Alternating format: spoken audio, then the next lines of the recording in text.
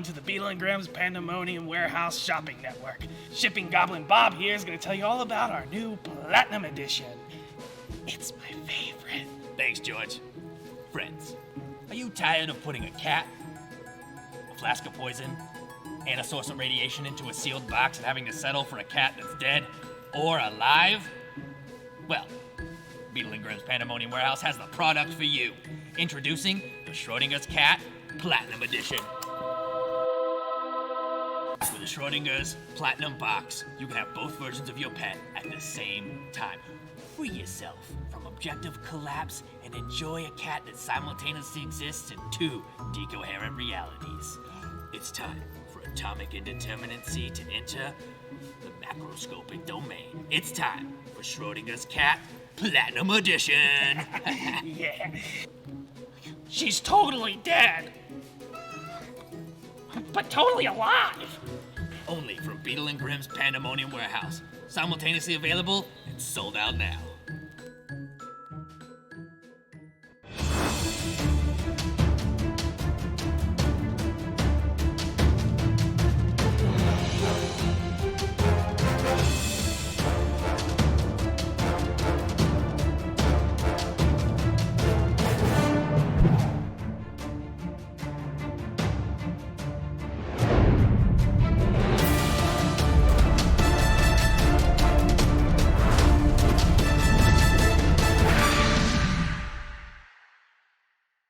Now begins a tale of the realm's greatest heroes. They conquered the lands and fought many a great beast. But alas, they grew bored of the same old foes. Not even the greatest role-playing game on Earth could quench their thirst for adventure. All seemed lost until they discovered the MAGE Armoire. With MAGE Armoire's deck of monsters, release 40 original creatures into your 5th edition campaign. With detailed stats and unique game mechanics, MAGE Armoire's monster cards deliver uninterrupted action to your games, while allowing organized, fast-paced use for players new and old. Discover 10 exclusive, never-before-seen MAGE Armoire creatures. Now it's your turn. Unlock the MAGE Armoire and experience a world of fantastical creatures. MAGE Armoire's Deck of Monsters, Volume 1.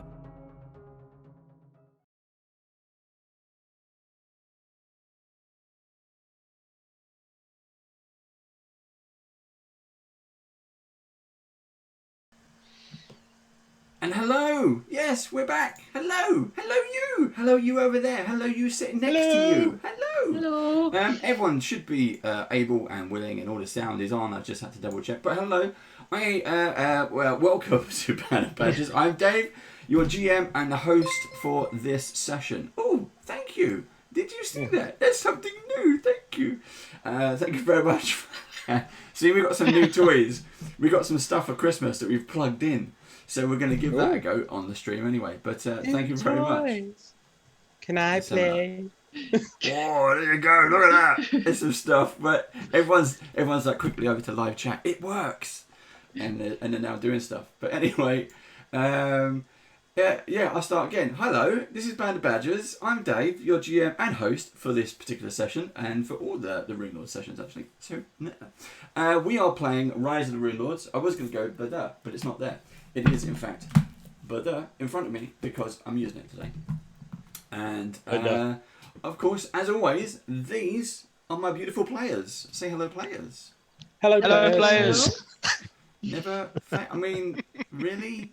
Never fail? It's a tradition. It's a bad joke. It's just a universal greeting of players now.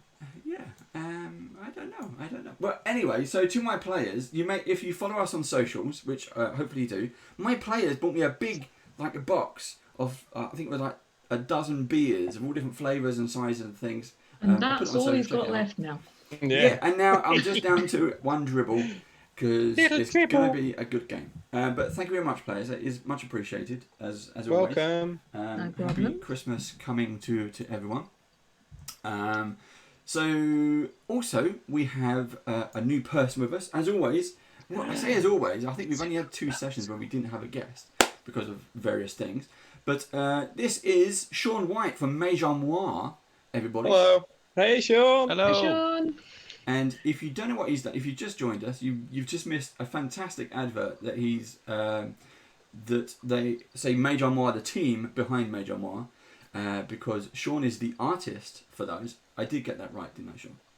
Right. Yeah, there we go. For a selection of magic item cards and monster cards and all different kinds of things. So check out the website to keep one eye open onto live chat. Whoa, look at and that. It's got some of there as well. Look at that. And I believe that, Sean, you're doing a giveaway today as well? Yeah, I'm giving away one of these, a full deck of 40 original monsters from MAGE ARMOIRE. Cool. So we'll be talking more with, because obviously he's got a job to do here. You know, he's got to play a game. He's got to help out the heroes. But as always, at half time, we'll hand it over to the audience for questions and answers, bit of Q&A with Sean. So if you have anything particular, you can write it in now. You can wait for the break, which we'll do in about an hour, I think. It's 10:30 for us, so we'll probably do it around then. But we'll keep you posted on that. But Sean, thank you very much for joining us today.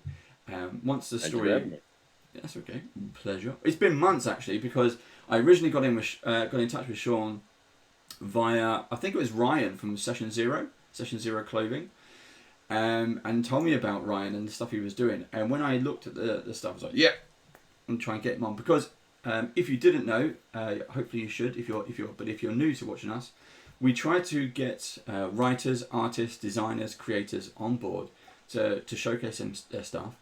And as you may know, we're sponsored by Beadle and Grimm, so it's a great way of getting an introduction in. So come and join us. We'll try and do what we can to get you involved. And I mentioned our sponsor, Beadle and Grimm's, who, as always, as you'll see them in the bottom right of your screen, and some other sponsors there. We have Paizo, Dogmite, and Dungeon Crate.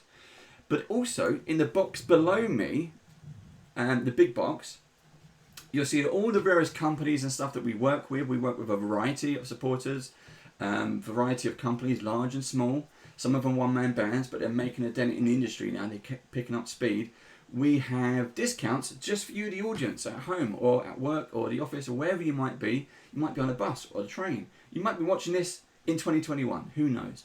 But do use those codes. It's a fantastic discounts across a whole range of stuff for your tabletop role-playing needs. So do check that out. Now, that's a gift for you, the audience. If you would like to support us in return, we have a number of ways you could do to do that. We have Twitch Prime subs, which you can do right here if you're watching us live on Twitch. Do go have a go on that. What else do we have, Dave? We also have a tip jar. Ooh. We have a tip jar now. I don't know what that does, but we have one. But we have a tip jar.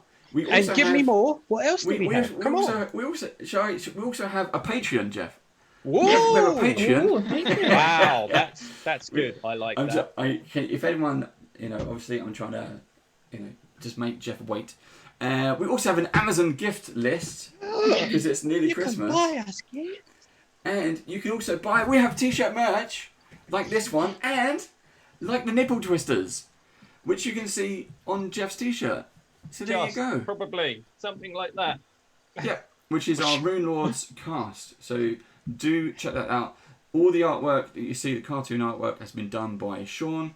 Not this Sean, a different Sean. Hey, are all the best artists in the world called Sean or what? They are now. I think they are, yeah. We've had a lot of Seans actually, haven't we? Yeah. We've got Seans and Joshes. We need some more Daves. Some more Daves in there. So you're more than enough, Dave, for everyone. I know. Well, weirdly, I get a lot of questions saying, why has everyone got all these like fantastic fantasy names like Tolkus, Rupp, and Elias and Yelena, and you're called Kingsman? And I said, well, otherwise it's like Tolkus, Rupp, Elias, Yelena, and Dave. So it doesn't quite work that well. So that's my excuse. Now, also, wow, there's loads to do. If you're watching this live, this is Thursday night for us in the UK. Thursday afternoon, somewhere along that line, if you're in the States. But join us again tomorrow for our Tomb of Annihilation game, where myself and Steve, who's playing Elias, get to play. And we are DM'd by Joe the Almighty, Mighty Joe, not the gorilla. Well, he does look like one. But he's also a moderator. Prettier. That's how your character died. The gorilla is much prettier. Yeah, it's much prettier than. Yeah, that's pretty cool. So we've Funny how also your character got next week. If you've seen the promos, it's going out all over social. We did a Christmas special next week. We have an absolute ton of giveaways. Some really expensive stuff as well, and some fantastic guests, and some fantastic surprise announcements. That's it. Joe the Almighty. No, it's not Joe the Almighty. It's Joe Mighty. So do check us out for that one. And just to do some quick shout outs to see who we have joining us live this evening. Who we got? Give it a go. Sean, thank you for joining us. Not you, Sean. The other Sean, the cartoon Sean. But they're both cartoon Sean because they're both artists. So Sean TW from Your Character Studio. Thank you for joining us. Big up to Sean. Big up to Sean. Gallant Goblin, Theo Grady, thank you very much for joining us.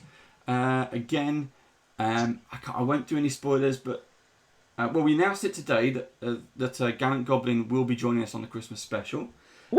So we've got him. I won't do any other spoilers. Just wait until the end of this episode, and then you'll understand what I mean. Josh McGuire from the McGuire Review, thank you again for joining us as always. Hey Josh. We love having you here. We've got some bits and pieces going on. More news for you, Josh. We'll have a chat at some point. We've got Abbott Costello. Thank you for joining us. I don't think we've seen that name. Maybe last time we saw that name. Abbott Costello, thank you for joining us. Chav Hunter, always a pleasure. Chav Hunter. He is a regular. Go for it. Thank you for joining us. One Card Larry is in the chat. One Card Larry, hello. Hey Pete. Jackson. Q-Quidity. You Will Never Know is back. That's only because I can now pronounce their name perfectly. Is Ipsy back yet? No, Ipsy is not. How do you say that name again, Dave? Ipsy. Ipsy might be on tomorrow. So if you check out our Tomb of Annihilation stream, she might. Mighty Joe Mighty might be able to confirm that, but she might be on tomorrow. So if you're an Ipsy fan, get in there. She will be there. Okay? Yeah, she is. There he goes. Cool. Right. Anything else? Anything I've forgotten? Is it too early for us all to start saying Merry Christmas? No, Merry Christmas. You said Merry Christmas, everybody. So Merry Christmas. Merry Christmas. Yeah. Merry Christmas. I won't break it. I'll save it for next week. I've got all my my Christmas gear next to me. So all my Santa hats, I've got t-shirts, my Santa secret jumpers. Santa secret jumpers. Secret jumpers. That sort of Santa gets arrested. It is. Yeah. Is that a penguin in your pocket? Well, yes, it actually is. So, are we ready to play now? Are we done? I guess so. Right. So. I've banned Josh. That's all been sorted. He's now back in, so we're right. Right. Josh, was he talking too much? Was he? Yeah. Pay attention to the game. He linked something inappropriate, and I went to jokingly just ban. I actually banned him. Well, that's one way to get him out of chat. There we go. Josh, I expect better from you. Last week, we started Chapter 3. You have travelled all the way from the city of Magnamar to a mountain range area called Hook Mountain, where the weather is not so nice. It's turning into autumn anyway, but if you can hear the rain, there it is. It is raining. It's constantly raining to the point where, although Elias was eaten and swallowed by an ogre last episode, so do go and check that out. Or not. Just leave it there. Is that the inappropriate link that Josh put up? He did. Yeah, he did summon. He did summon a load of water to clean himself, but but he's not been able to dry off because it's still raining.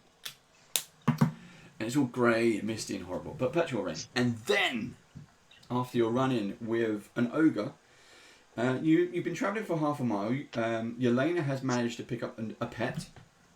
Yes. Have Yes, you she named your has. pet? It's been half an hour, no. Okay. She's not sure that the cat's going to stay. It might just be an alliance of helping each other for the time being, but we'll see. I hope not. That's fine enough. Let's call it Cat. That's really not very imaginative, Tolkus. But it might not be here in half an hour. We might as well just give it a temporary name. I suppose I ought to be grateful you didn't call it sausage.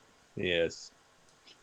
So as you, I think at that point, Yelena had taken point with the cat, and you had gone up to the bushes because you saw something behind it, and as you moved the brush, the branches out of the way, ahead of you, you saw a farmhouse, a barn, very kind of rickety, very run down, which to kind of give you, that's where we're going to kick off from today.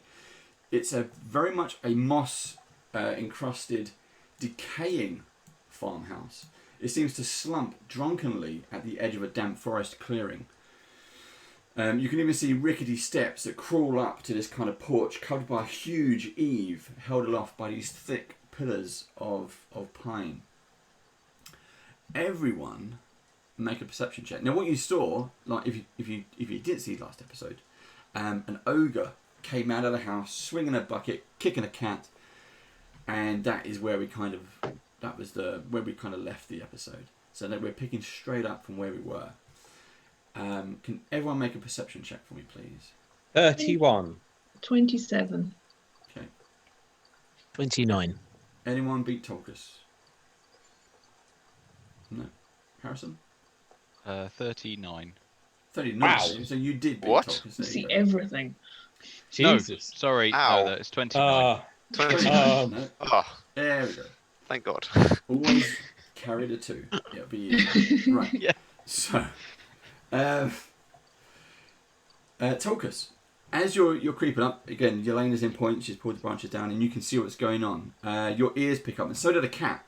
The cat suddenly kind of looks off to the left, and is going down on all fours, on all haunches. Yelena, you can feel the hair stand up. And Tolkus, you hear... What do you wish to do? We'll try to home in on the... Yep. It's not too far, right? It's about maybe 15, 20 foot away. Is it Slightly ahead behind or... you. No, Oh, slightly right, okay. behind you. Tolkus would turn to the rest of the group and say, hold here for a minute. And then he's just going to wander off to the direction where that was coming from. Okay. You see, as you kind of come over to another little clearing, there seems to be a bit of like a sand pit. You know, it's woody, still a wooded area. You've got a sand pit there. Next to the sand pit is a human. He is tied up to a tree. His arms are braced around it behind him. He is gagged. He's not blindfolded. He's watching you approach. And it looks like there's red stuff that's been smeared all over his face and his arms. He's dressed. He's got like just like underclothing on. He's got some breeches. He's got like a t-shirt, a vest kind of thing. So his bare arms. He's just covered in red, lumpy stuff. Can I see any ogres nearby? No. You can still hear the noises of this ogre thumping around. Out on the porch, he's going to the well. He's trying to get some fresh-ish water. So you can hear, grunts and moans. Right. You look back and you can see your team of heroes still there. They're just waiting on waiting on your reaction. Turn back to them and give them the hold signal. Hold there. Then I'll sneak over to the guy tied up to the tree, always keeping a watch. Doing that sort of like cartoonish creep thing, where you tiptoe, sort of thing. And I'll have my axe out, and I'll make my way over to him. quiet as I can, but I suppose I don't have to be too quiet because the ogres are pumping around anyway, aren't they? Sort of thing. And then I will chop the rope behind the tree to set him free. Okay. Horatio, over to you. Does he You can now smell speak. nice? He actually smells a bit fruity. You notice all the red stuff seems to be jam. And then you realise that there are these kind of inch-long ants are crawling all over him and have been biting him. He's just been left as a torture device, maybe. Right. He's just been left there covered in jam, being eaten by ants. When he's slumped on the floor, I'll pull his gag off and say, "Come with me if you want to live." Oh, all right. Nice to meet you. My name is Horatio. Leave the introductions till we get out of the way. I don't want to set off the ogres. Come, follow me, and we'll sneak back to the grate. Yep. Man, thanks for freeing me. Those vines are really starting to chafe.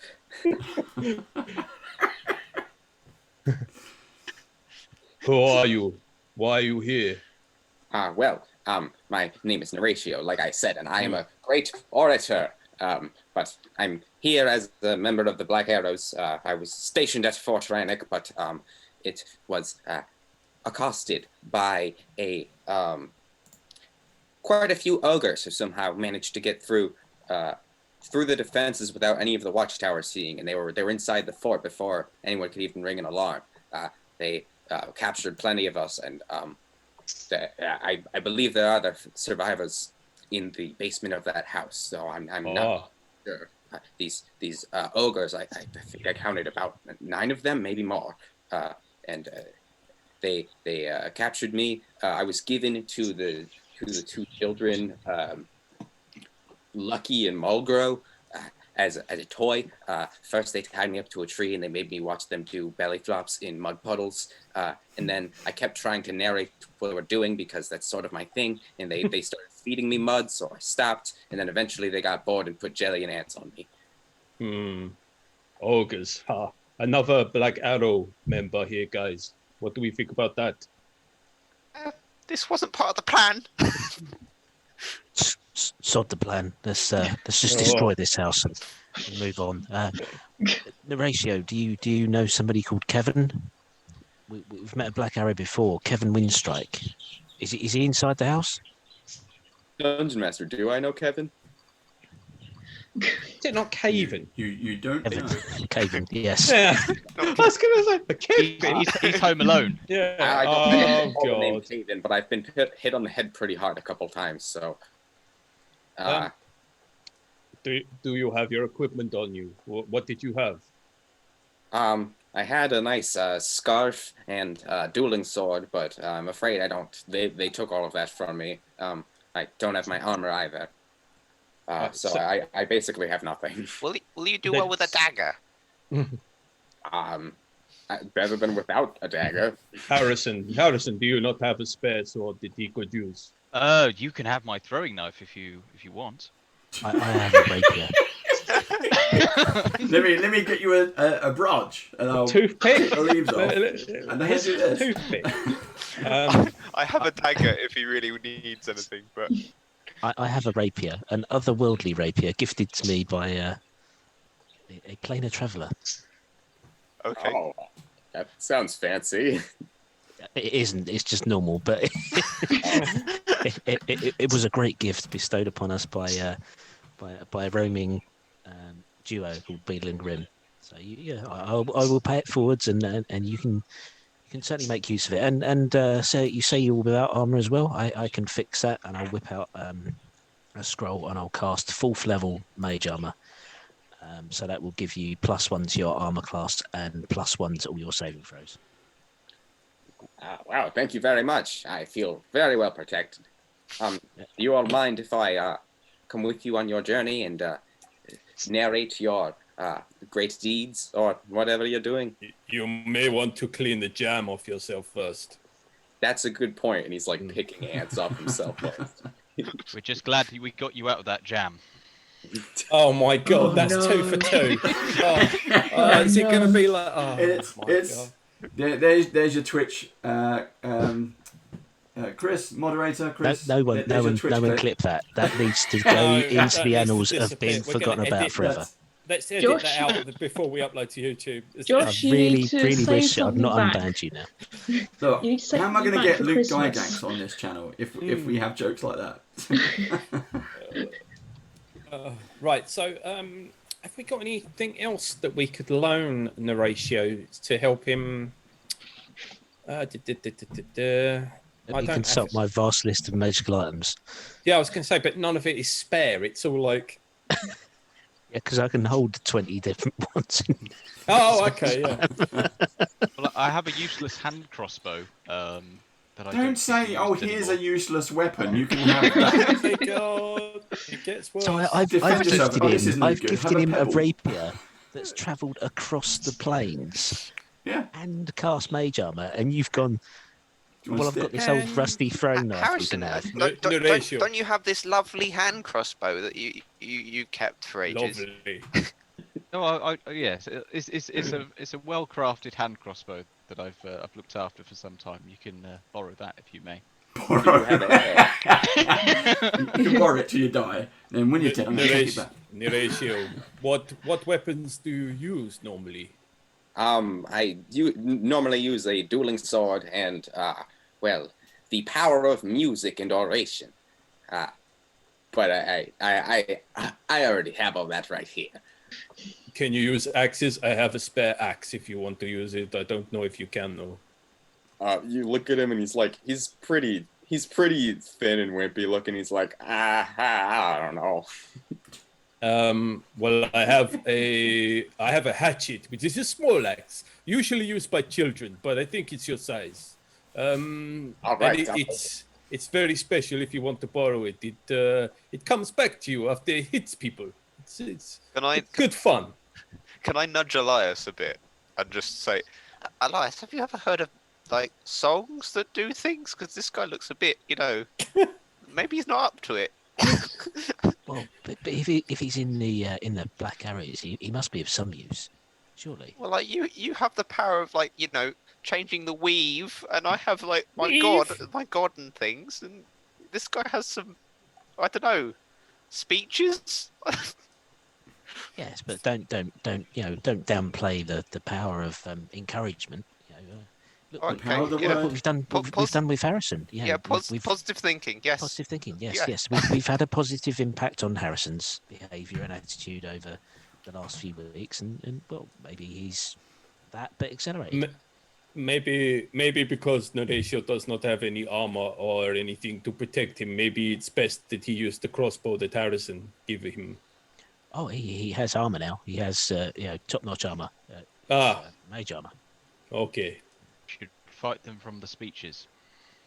Yes, I will use this very nice crossbow. Thank you for this gift. What are all your names, by the way? I'm Elias. I'm a member of the Pathfinder Society and a wizard of some renown. And you might say I'm the default leader of this merry band, simply because I can get up in the morning and put my own socks on. If you plan for it. Yes, I'm Elias. Who the hell wastes time on socks? That just eats into your sausage eating time, doesn't it, Tolkus? Yes. I am Tolkus Ragnarsson. You can call me Tokus. Everybody calls me Tokus. Yelena. I also put my socks on in the morning. I'm Rap. I stand against Elias in a lot of ways, but we seem to have banded together for these adventures. Tense rivalry. Harrison bows in front of Horatio and says, Harrison Foxglove, Tolkus is my half-brother, and we've been travelling with this group of people. And I fight crime as well in my spare time. I used to report on crime. Now just talking about it, not really helping though. Elias, you smell a little funny. Did you bath or something today, or? I did try to bathe. Yes. Unfortunately, something happens. with the ogres, and this is the reason why we really need to crack on and destroy this house. I have think no we love for need ogres. to rescue the people that Horatio's told us about first before we burn By it all to the wiping ground. out all of the ogres. Did you say that there was 9 in total in the ratio? That's as many as I caught, and I do agree that we should commit murder on them. Is 9 really enough? Should we not wait for more to turn up? Try and get them all together in one place. Steady on, Professor. You can't kill them all in one day. I'm going to give it a good try, though. They'll kill you first. Hold on. Elias It doesn't have that much healing. Elias, I will say that my god isn't too keen on vengeance, but if you really want to go down this path, The first step has been taken, and it's quickly going to be followed by steps 2 through 100. So we're going in the house, and we're going to lay bloody waste to it. Professor, have you got a plan already for your vengeance? Pretty much it involves walking up to the house, and the first thing I see, cast fireball on it, immediately followed by a second fireball, possibly a lightning bolt, and summoning some sort of fire elemental to then lay waste to the house. I can see it going along those lines. I mean, it's a loose plan, and maybe it will develop further over time, but yeah, it involves Tokus fire approves of and this lightning. plan. Tokus approves of this plan. It is good. Fire might kill everybody in the basement, though. Yeah, that's what I was thinking as well. We need to rescue everyone before you do your fiery vengeance. You can't make an omelette without breaking some eggs. Let's not break the eggs that are the let's black not make an arrows. omelette then. Let's just let's poach them or something. I don't know. If you want the glove to get out the ogres and create distraction to hopefully bring them out of the house, I could potentially save, basically get them, get the people out and go to the basement and release the people. Are you suggesting that someone does a distraction while other people sneak into the house and get them people out? Yes, I will be that distraction. Okay. Oh, in Horatio, it seems like, well, he's since he knows them as well. Yes. I can go invisible if anyone needs me to sneak in, as well. I could turn into something very small and fly in there, as long as it's not too far away. Yelena, I could ride your cat into battle. The cat turns around, looks at you with its ears flat to the back of its head. I do not think that we've reached that point in this relationship yet. I also think you're probably a bit big. I mean, maybe I could, but I don't. I think you're a bit big for that, right, Harrison?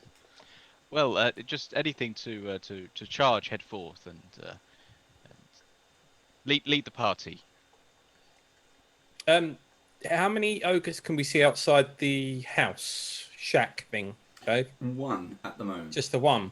So that either means there's 8 in the shack, or there's that one and the mum that we know about because we heard her last week, from the inside, and then the other 7 are somewhere else. Narusho, what did you see much of the inside of the house? Not much. They mostly just kept me outside and made me eat mud. They're not very nice, are they? No, not really good for the pipes, for the singing and stuff. Guys, the only thing is, I have no trouble with killing ogres usually, but Horatio did say that they have children. They were big children. So they were fully grown? I mean, it's hard to tell with an ogre. Like they were like 6-7 feet tall. So this may be an okay age to kill. Yeah, probably. So maybe if they surrender, we don't kill them. Yes. That sound fair? Yes, I don't mind. How far away are we from the house at this moment? I'd say about 60 foot. Okay. And is there a tree line right round it? Yeah, pretty much. There's a pathway leading up. There's a pathway and a road, an old pathway. So imagine that's there as a T, and you've got the house and the barn, and all the way around it is woodland, apart from the road, which carries on. Okay. Well, guys, we could sneak around the back at least. I mean, surely no one's going to be there. We can just sneak around the woodland and go whichever way we want, right?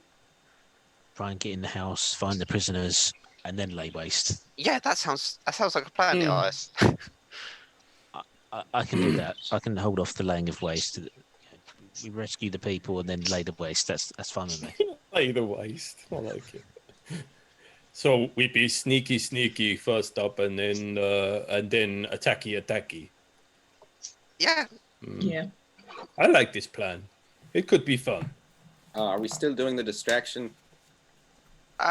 Yeah, yeah, we could do. I don't know how fast you can run, but probably not as fast as an ogre. Well, I have a couple tricks up my sleeve, I think. One thing, though, I'm pretty beaten up. Does anyone know how to heal? Yeah. Yes. You came to the right place. Yeah, I'll get out my healer's kit and see what I can do. You see, when Rupp is healing, his voice goes deeper. Yeah. So yeah, I do a bit of a cut in you to start with, and then start healing with risky surgery. So you get 25 hit points. Oh shit! Thank you. Risky surgery, eh? Risky, yeah. Oh. Ooh, risky. Ooh. Could be frisky as well, but I hope not. Okay. Let's just sneak around first. If anything goes wrong, we do the distraction play and hope we can get round without everyone else being seen. But let's hope that we can just save the prisoners before Elias starts to lay his waste. Go all murdery. Yeah. Well, alternatively, we could draw them all out into the clearing, and then Elias could just fireball them there. This is true. Yeah, as long as all of them come out. It might be better to sneak around the back at least first, so we can see, if we can see more, so we can see what we're up against, just in case. And if there's a back door into the place, who knows? We might be able to sneak in. Okay. Harrison starts to hear the Pink Panther music in his head. This is not the Benny Hill music. Shall we all try and sneak round then? On the woodland? Well, we could just sort of walk back into the wood 20 feet and then walk round in a circle, couldn't we? Yeah, I guess. And we wouldn't even really have to sneak. We just have to make sure that we're looking at the hut all the time to make sure that nothing's looking this direction. Mm-hmm. Does that make sense? We right. Well, let's go for the snake. Let's go for the snake plan and see if we can find a way in. Oh, sneaky. So we see a front door, right? There's a front door to this barn. There's a front door to the barn. Yeah, there's a huge kind of double doors to the barn. I think he meant the hut. Yeah, the house has a front door, which is along a porch, and there's a side entrance as well. Side entrance. Loads of windows. All the windows are boarded up.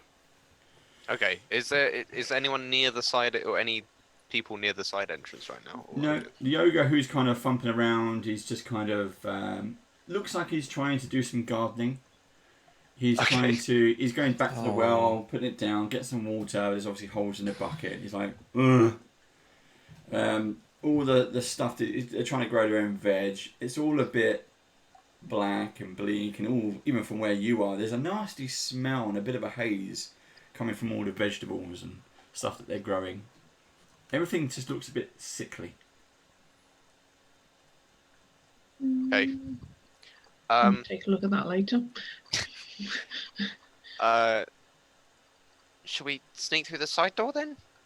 Or at least try? Sneak around the back of the house and go through the side door. Yeah, let's try and do that. Okay. Okay. I guess So I'll go. everyone, whoever's going to go first, do that. But everyone has to do stealth checks, please. Stealth checks. Can I give myself guidance? Who looks the least stealthy? Looks can be deceiving. But everyone looks at Harrison. Okay, I think they do. Yeah. I'll cast guidance on Harrison. Okay. Well, Harrison's got a dirty 30. Ooh, so... dirty 30. Show off. I got 29. 28. 31. Oh, look. 21. 30, 31. 19. Oh, the cat as well. The Get a cat. Oh, the cat got 8. Sorry. The cat. It's injured. It's just growling at Harrison for deigning to suggest he'd ride it. Okay, so you crawl around around the bushes as much as you can, use as much cover as you can. You see the side entrance to the door. However, the cat is more preoccupied with the ogre trying to tend to the garden and starts to do a cat growl, whatever that sounds like. You've got the sound effects. There you go.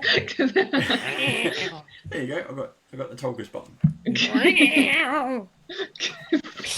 I'm gonna cast the cantrip ghost sound, and I'm gonna make it sound like a louder growl is coming from, like, across the way from us in the woods over Great there. idea. Go for it. Good plan. Nice one. So, boom.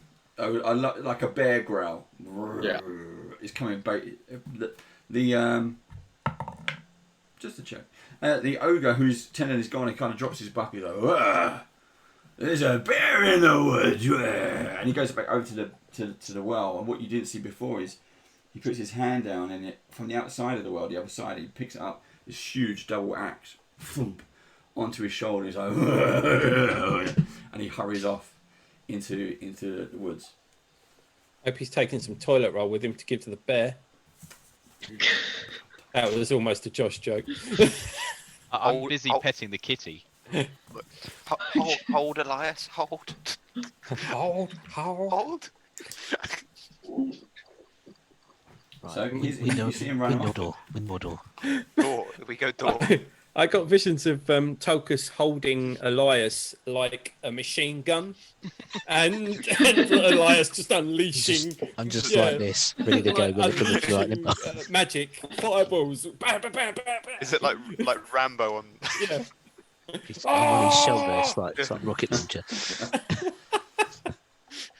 Shall not pass. Oh wait, I'm not supposed to know that one. No, you're not. No. What character said that again? Yeah, that was definitely Dumbledore, wasn't it, Joe? Yeah, that was Dumbledore. Yeah. So can I try and check the door, see if does it open? Yeah, you're going for the side door. Yep. That is fine. Yes, it does open. Can I see anything? Yep, you're going in. I'm gonna listen, open the door slightly and listen. Okay. You do hear noises. They're not in the room that you're looking into. Right. But you do hear noises in the house. Seems to be lots of laughing, giggling. Two voices. One going ow, ow, ow, and the other one going as they're kind of probably hitting each other, whatever that might be. But you do remember Narratia did mention that there are children in the house. Right. The room that you're looking into is basically it's a musty chamber that, as you open the door, smells of blood and weak old meat, and it's thick with clouds of fat, greasy flies. And you literally open the door and they're like, it's coming out past you. I bet if you dropped a fireball in here, Elias, it would just fucking set fire to the atmosphere. Yeah. And as you kind I of hope so. you hear the voice of the children, and then you kind of realise as you're looking around that the walls are moving. They're these thick, fun-sized cockroaches start moving along the walls, the floor, the ceiling, there's a fat butcher's block that sits under 3 very cruel-looking cleavers that hang on a rack above it, you know, like an island in the middle of the kitchen kind of thing. There are blood-stained smocks of thick leather. One of them is still dripping with gore that hang on hooks by the door. And there's a crockery platter of severed fingers and what looks like toes that sits on a rickety old table next to a dried sinew basket, overflowing with hacked off hands and feet, but they're all missing the fingers and the toes. You also see that there are rats running around running off with feet, and one's run off with a hand. They seem to be like fighting over it. We so need to lay waste at some point. But... okay, guys. I have no problem with killing the children now. We can go ahead. I check my hands and feet to make sure I have all my fingers and toes. I'm going out on a limb here. You do. You're lucky. You did. You wasn't expecting. You've had friends and you know go in there who you were captured with, who have been in the house. You've never seen them leave. This is Tony's finger. Do we hear? Do we hear any sounds of like struggling or anything that would indicate there was still people alive in here that weren't the ogres, obviously? Not from where you are. So you can hear the sounds coming from another room somewhere, you know, echoing through. But other than that, no. It's thin walls. It's a rickety, crumbled old building. Any what they call trapdoors in the floor? Do we see what's the layout? If I go into the room, is there like doors and stairs at all down? Yep. So for our players, you can look at Dungeon Fog. For our viewers, you can obviously see this on Twitch when it generates. We use a team token marker. So they are currently in the kitchen. They've come up the steps through the side door and are in the kitchen. So you can see from your position, you can see there are 2 further doors leading out of this room. I would not want sausages made by these ogres. That's for sure. They laid on such a lovely spread for us. It's just so kind of them. Horatio, do you recognize any of the hands? Yeah, actually, I was about to just inspect them real quick. Hold on. And I start picking through. Do I recognize any body parts? No. You know, they are different skin colors, but you can see where rings, you know, where there's different kind of skin marks where the rings have been worn for long periods of time. We've just come out of summer, so some of the hands are still tan. They've got those tan marks. So again, they're male and female hands, all different sizes, shapes, and colours. A few of you were caught. Only you know who was in your unit. Your units tend to be 3, 4, 5 people from the Black Arrows in each unit, so that you can be mobile and you go out and you do good. You're good mercenaries, basically. You're like Jon Snow, protecting the wall, but you go off in your own little units. So you don't recognise any hand in particular. That makes sense. Just want to check. The ratio. You said you were given to a couple of the children in the house. Was that whilst you were in the house, or was that just outside? Have you been in here? That was mostly outside. They just tied me to a tree. I haven't been in here before. We need to find the door to the basement and quickly. We need to. There was stairs. See if there's even any survivors left. Was there stairs or something? Hands intact. There's two doors from the kitchen. One in the west wall, one in the north wall. In addition to the one we came through. I'll take a listen at the west wall. I was going to say, I suggest we do not split up in here, just in case. That's an 18 at the west wall, Dave. Do I hear anything specific? You don't hear anything specific, but the the sounds of laughter. You assume, by the taunts being issued, yes, they're children. They don't sound like they don't have children voices. It's not like young children voices. They are ogre children. What do they sound like, Dave? Go on.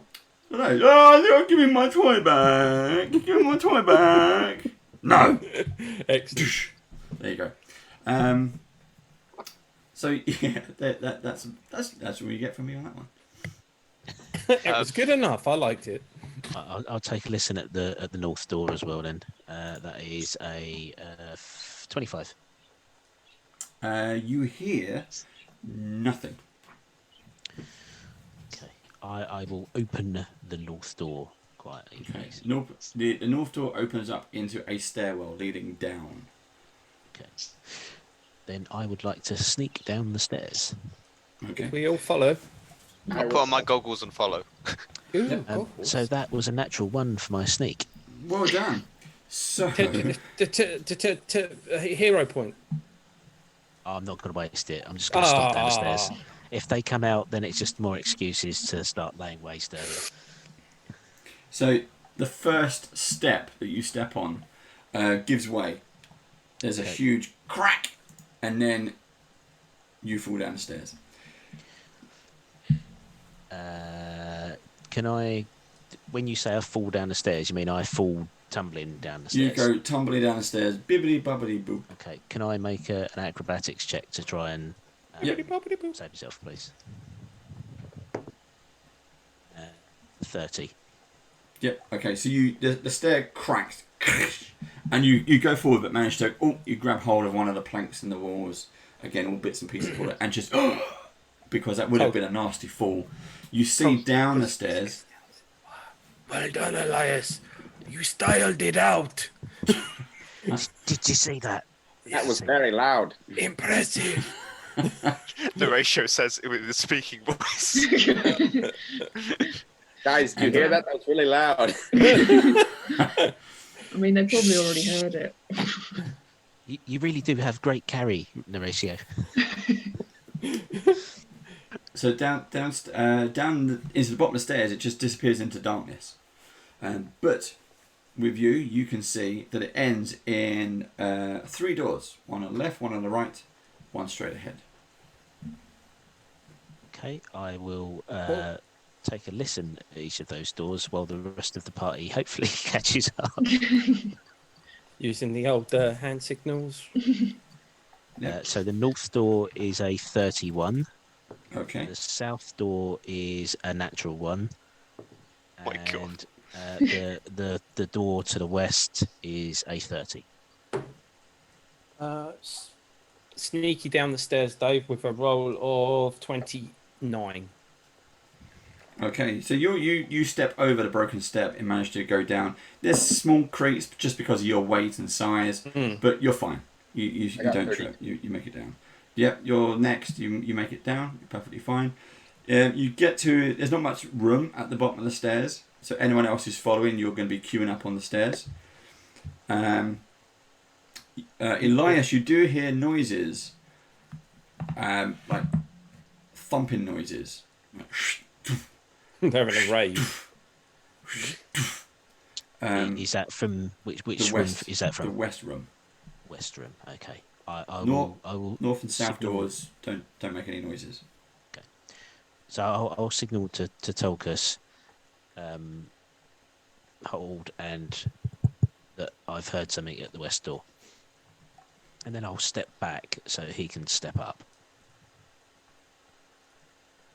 Is it completely dark down here, by the way? In this, it's a very small hallway. Okay. Do we see light from any of the doors? Like under the doors and things? Yes, there's light coming from through the cracks in the doors, but it's not enough to light up. Yeah. Where you Okay. But there is a little bit like, so I've got low light vision anyway, so yeah. So yes, I'll stand in front of the door that had the noise, and I'll try. Is there a handle on it? Yeah. Right. So I'll hold my axe in one hand, try the handle, see it gently, see if it opens. This is the west. Yeah, the one that had the noise. Yeah. Okay. And slowly open it. Okay. So, it's not that bad actually, but okay. there you go. So this it's basically a low ceiling room which features a floor of hard packed earth, which is stained in many places by blood and mould. There's a lumpy mattress that lies heaped against the west wall, and what appear to be several half-finished chairs made of flesh and bone lie against the eastern wall. I do not like their taste in decor. It's not nice. And immediately, kind of, he seems to be sitting on the floor. He was doing something. Immediately, this ogre, this huge ogre, stands up. He's like, "Oh, what's she doing in my ass? I've come to show you something, my friend. I'm gonna show you something as well." All right, then go on. Then. I'll give you the surprise attack. I'm gonna hit you as well. Surprise! That hits an armor class of. I should know this off by heart by now. 32. Yep, that hits. He takes 9 plus 10. All right, human calculators start working. Yeah, plus 4, 9, 10, 4, and 4. 27. Thank you. Good hit. He takes the hit. He's like, you hurt me. Again, he picks up. He's gonna. It's called a hook. It's an ogre hook. Basically. Oh, thank you. It's an ogre hook. Huge, vile-looking, chiseled out of water thing, and he swings for you as a reaction. Ooh. To try to kind of hook your blade. And fails. He misses.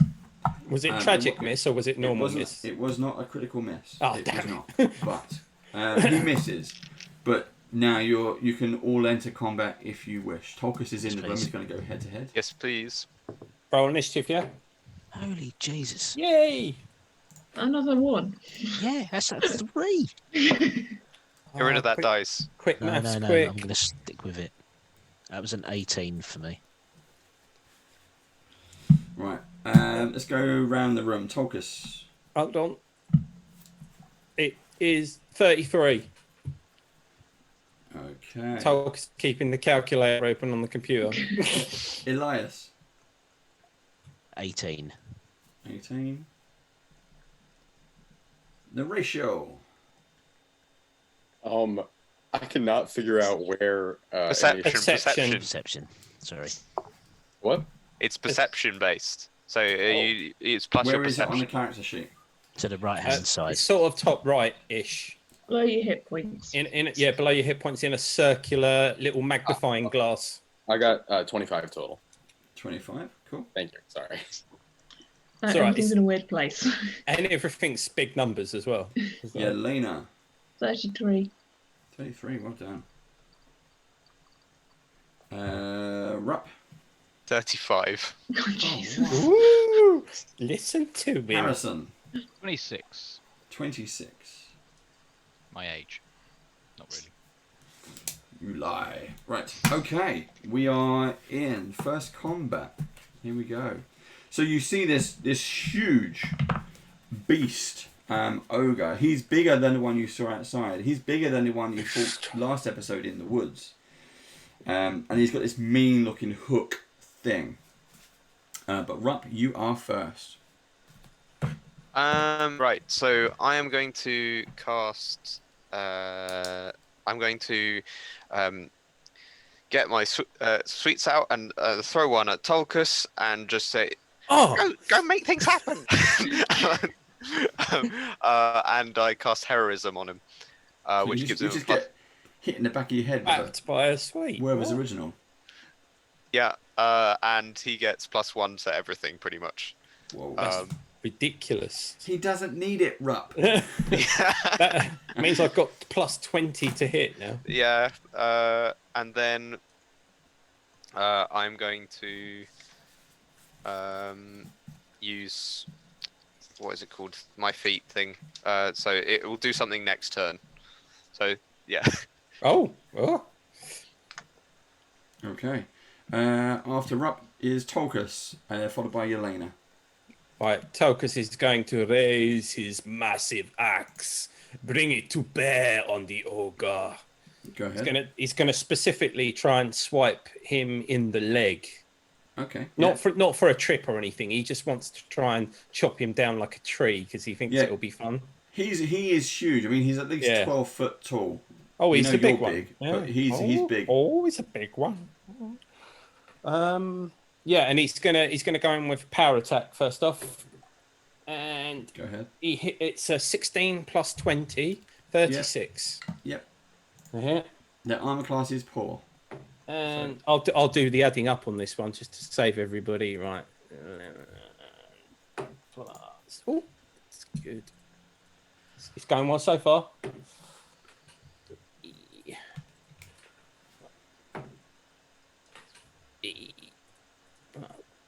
Oh, and he gets hit for 31 damage with that hit. Wow.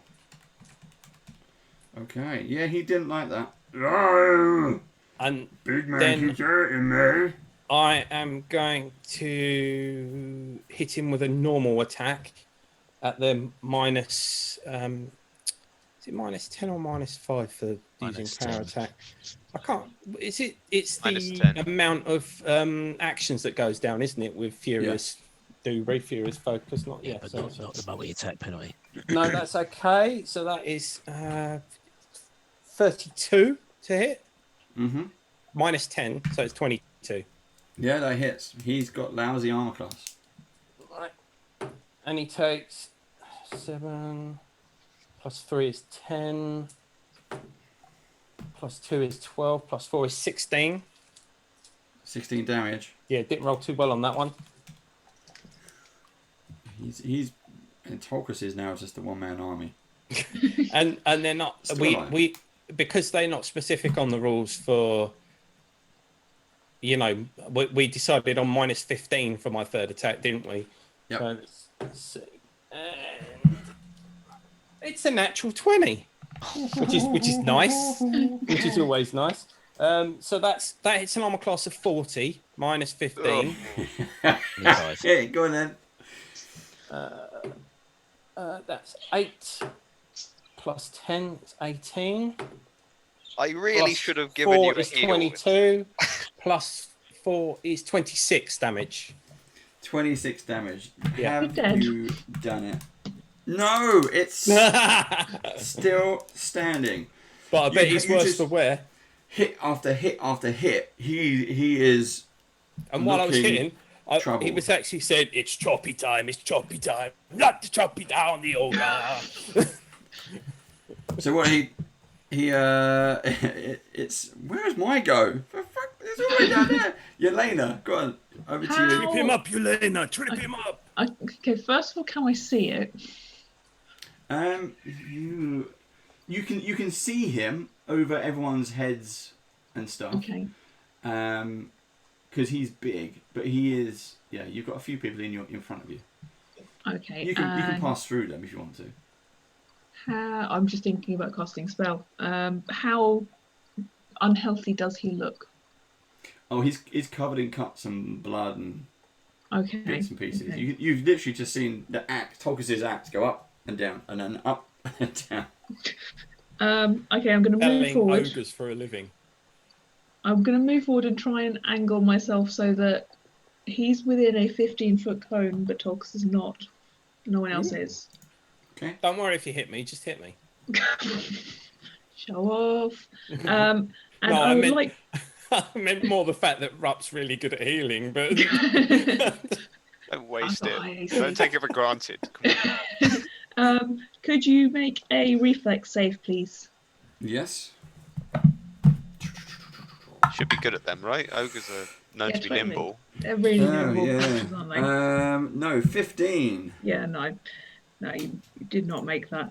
Yelena will hold out her hand, and icy shards will kind of pop out and fly towards the ogre and do not an awful lot of damage, but you know, I bet it's enough. Damage. 6 points of damage. Not a lot of damage. Not a lot. Cold damage. Okay. Still there. You can see that the frost and stuff kind of going over his legs and his arm as you hit on sort of one side. He doesn't seem that affected by it. He's like, Thought he probably wouldn't. Chile! That will be my turn. Okay, Harrison followed by the ratio. So Harrison is going to do something he hasn't done before and activate his gloves of storing and retrieve his striking throwing knife, returning throwing knife.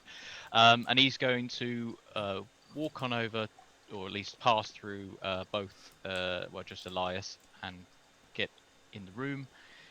Oh, there's 2 Eliases on there. But if I can hopefully see... came up too early there. If I can see the ogre, I will attempt to throw my returning throwing knife at it. And I will say, "You ogre, you're dead." And that's an armor class of 12 plus 17, 29. Yep. For 7 points of damage. Ooh. Ooh. So he aims straight at the middle of his eyes. Yep, you aim for the head. It hits. You don't hit. It doesn't hit where you actually want it to land. So you tell me how it returns back to you. So it sinks deep. So basically, you see it slice the side of his eye, and then it just basically does a 2-point turn and just kind of comes back, and I grab it by the handle as it comes back. Okay. Yeah. Show off. Okay. The ratio. I am going to... Okay, if I use telekinetic projectile, can I make him bonk himself in the head with his own sword? Yeah, he's holding up his hook thing, and you can go like... Yep, you can do it, or you can turn it around and like dig it into him. Alright, I'm gonna... Ishtin. Yeah, I'm gonna first cast telekinetic projectile, and I'm gonna try and make the sword whack him in the head. So, shit. Make Tolkus hit him again. Or... Yeah, you should have. That would have been it. You should have made my axe fly out of my hands and hit him. Yeah. I rolled really bad. That's an 18. 18 is a miss. Oh my god. Sorry, guys. No, it's okay. We've just rescued you. You were covered in jam and ants. Don't forget you've got 3 actions though. How many actions was that? That was 2. Then I'm going to use my demoralize feature, and I'm gonna actually, no, I'm gonna save that. I'm just gonna throw the returning axe at him. I'll tell you how much damage that does. Hold on. If you hit, it does 2d6 plus your strength score. Well, that's +0, but it still does 2d6, which is better than nothing. I believe that's a 22 to hit. Oh my god! And it's +1 as well. That will hit. So it's 23. That. Okay, cool. And then I'll do the 2d6. That's 11 damage from that. Yeah. Nice. Okay, how do you want to kill him? Yay! All right, so with the telekinetic projectile, I'll be like, and now Ratio rushes in and knocks the ogre off balance by pulling his sword with magical force, and then hurls the magic hatchet gifted to him by his new friends. It now that the ogre is knocked off balance, it flies past and slices his jugular. And as I'm narrating this, it just it doesn't even do what he's saying. It just hits him in the forehead and he falls over. I like it. Truly a graceful play by Narratio. Thank you. Hey, Narratio, that kill counts as mine. You used my axe. Crumples. The ogre crumples to the floor. And you hear, "You will be sorry. You will be very sorry." Is he saying that? It was Telkus. It's coming from the body. Oh. Okey-doke. Not from the mouth of the body though. No, it's kind of he's laying there. He's dead. His face up. Big, huge, 12 foot of him, all mostly muscle. Has he got parasites in his tubes by any chance? Just having Men in Black flashbacks. Can I cast Detect Magic very quickly? Yep. Everyone lights up. There's nothing in the room. Like He a doesn't Christmas light up. tree. Yeah. So, bing, Elias, dim it. I've got my goggles on. It's fine. Your shades on. But my goggles have like opaque crystals in them, so Your welding goggles. yeah. I look like a bee to you guys, kind of. This might be gross, guys, but do you think we should cut him open and see if it was coming from something inside him? Yeah, I wouldn't. Well, I've seen enough gore today. Please. I'll just go and take a look. I'm not going to cut him up, don't worry. But I just go. Can I do a nature check to see if there's anything? Yeah, odd? well, do a nature and a perception check. Okay, perception first. Okay. That's a 33. Okay. Nature is 31. Okay, so as you're kind of looking around the body, you're having a kind of a, he's dead. He's not breathing. He is dead. You hear the voice again. You will not escape. And then you realise, you see at the back of him, his collar is moving slowly. Guys, do you want to come over? There's something not right here. Can we push him over onto his front? Yeah. He's kind of slumped on his side, so yeah, you can push him down. Yeah, so face down. Tokus will roll him onto his front. Yep, you do that. You can all now see from the light in the room that there's something, but I can't get that on the camera. But there's something kind of moving. Can we pull his shirt down and see what it is? Okay, so Tolkus reaches forward, pulls the shirt down, and you see kind of embedded in the flesh of the ogre's neck is a head, a face, two little arms, and part of a leg. And it says, Quaid! Yeah, he's got a total recall! You will be free. Yeah. Free me. Tulkus, axe it, please. Hang on.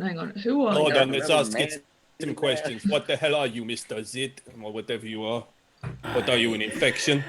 We are... Ogre. I just had to... Sorry, repeat that again. I did not catch that. I am Hakar. Hakar. Have I heard of Hakar? Nope. Oh. Are you some kind of parasite or something? No. I am... He is me. I am him. We are twins. But I am the brains. He is the vehicle. Oh, I see. Some sort of symbiotic relationship you have. So is it like a conjoined twin? Harrison elbows Tolkus and says, that could have been us. No, we had different mothers, remember? That's impossible. Harrison, has anyone ever told you about the birds and the bees and where they live? So I really... As a medical professional, another time, Harrison. I know a great salad. I delegate to Rob. I think it's my time for the sanatorium, sorry. Rob, this is interesting, isn't it? Do you want to, I don't know, do you think it's possible to cut it out and keep it? As a pet? Well, given For that science. given that he's the brains behind, and I look at the room and the bloody walls and the bone-made chairs, and given that he's the brains behind this, can you please just axe him? Lay waste as Elias, mate. Wait, first I have a question. Wait, we can interrogate it. Go, narration. Sitting duck. What do you need chairs for? We all sit on them. Not As he's distracted, I'll activate the glove of storing retrieve my greatest staff of fire and just burning hands.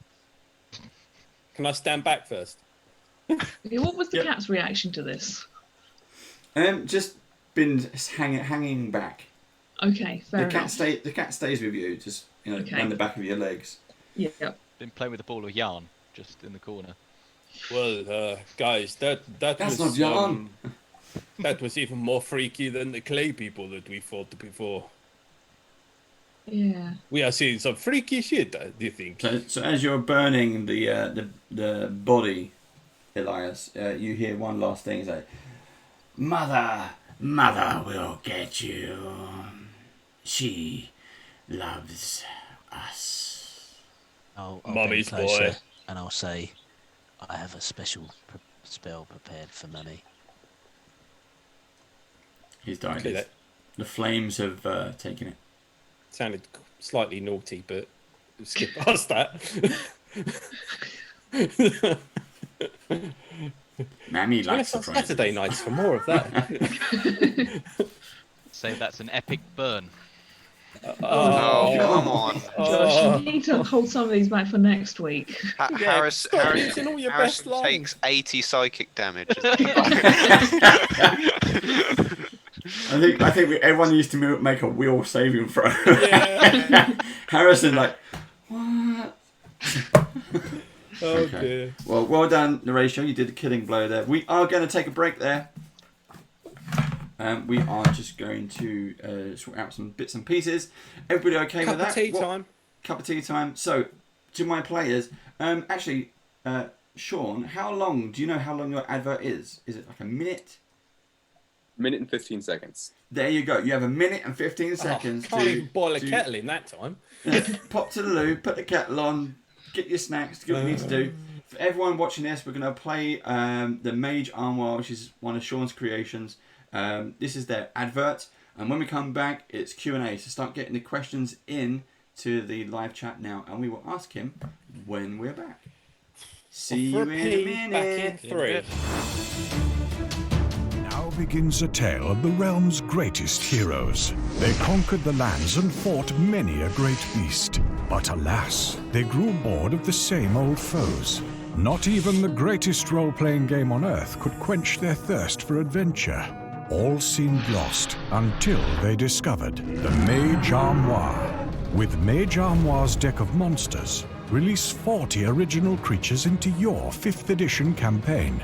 With detailed stats and unique game mechanics, MAGE Armoire's monster cards deliver uninterrupted action to your games, while allowing organized, fast-paced use for players new and old. Discover 10 exclusive, never-before-seen MAGE Armoire creatures. Now it's your turn. Unlock the MAGE Armoire and experience a world of fantastical creatures. MAGE Armoire's Deck of Monsters, Volume 1. And we're back. I'm here because I don't go anywhere because I am fully prepped with my penguins. So I am going to have my penguins. We're going to wait for Sean to get back. He's got the questions are coming in. I've got them on. For those of you on our Facebook group, you send them on Messenger. You can use live chat. That's what it's there for. No, wrong button. That is all good. Okay, cool. Okay, I've also posted about the Hero Point rewards. So we've got some activity. Crimson Nexus, thank you very much for posting Hero Point, and Chris Morse as well. Thank you very much for posting Hero Point. So mods will keep an eye on that. As soon as we hit 5, we'll start a vote, and you can select who to give Hero Point to. So use channel points, or not, or you give it to me. Well, yeah, okay, we can give it to you. That can be an option. Yeah. Yes. You can give me so audience. You can give me the hero point. Let's see who's in at the moment. Who we got? Josh McGuire still here. Thank you very much. Hello to Josh. Do check out Josh McGuire.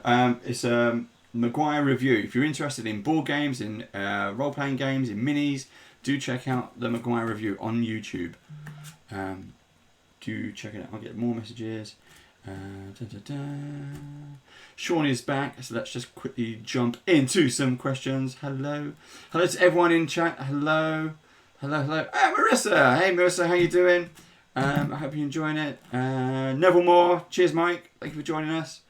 Marissa, I need to send you a message about next week, just to confirm what's going on. Might need your help with something as well. So I'll send you some details. Initiative order. Hopefully that's Danny. I hope your foot's getting better. I hope it's better by Christmas. I hope you're doing well. Wild Space Chase. Is that Chase, Sean? Oh yeah, that's Chase. Yeah, Wild Space Chase. Well done, Chase. You made it on. Throw in some questions. Put Sean in on the spot if you've not got us muted and walked away. Just ask some questions. Here, right, we got some questions coming in, which is good. Right, so Sean, I have some stuff. So we showed the advert. I will switch to the other screen, and we have. Is everyone in the right boxes? They are. While we are talking, I will put up. There we go. I will put up some screens. So this way, the audience can get a better idea. These are the images that you sent me, Sean. Can get a better idea of what it's all about. So, what was we got the first few questions coming in. Where does the inspiration for your unique creatures come from? You got things like Flare Wolf and Brine Devil. What's the story behind? Are you completely the creator of the monsters, or did someone tell you what the monsters are and then you draw them? Yeah, the monsters are kind of my whole deal. A lot of times they're something I see in a TV show, or just like a classic monster that I haven't seen really represented in D&D before. Sometimes they're just like weird ideas that pop into my head. And I draw a lot, so sometimes I'll just mindlessly draw something and then I'll be like, how'd you make stats for that? Which is actually how Mage Armor started. Was I drew it was on the screen a second ago, like a lamp monster that was like a ghost with like a lampshade for a head. And then I was like, oh, lampshade, that's like a monster name. And then I made stats for it, and then it sort of snowballed from there into, Chase and I making a lot of homebrew monsters and items. So how big is the team? Is it you? Is it you and Chase? How did this all start? Yeah, it's just Chase and I. We've had another artist help out in the past, and we've done some collabs with other artists on Instagram. I would make stats for their already existing drawings, and they would let us post them. But for the most part, it's just Chase and I. We started it, and we've been running it for about a year now. Not a huge team.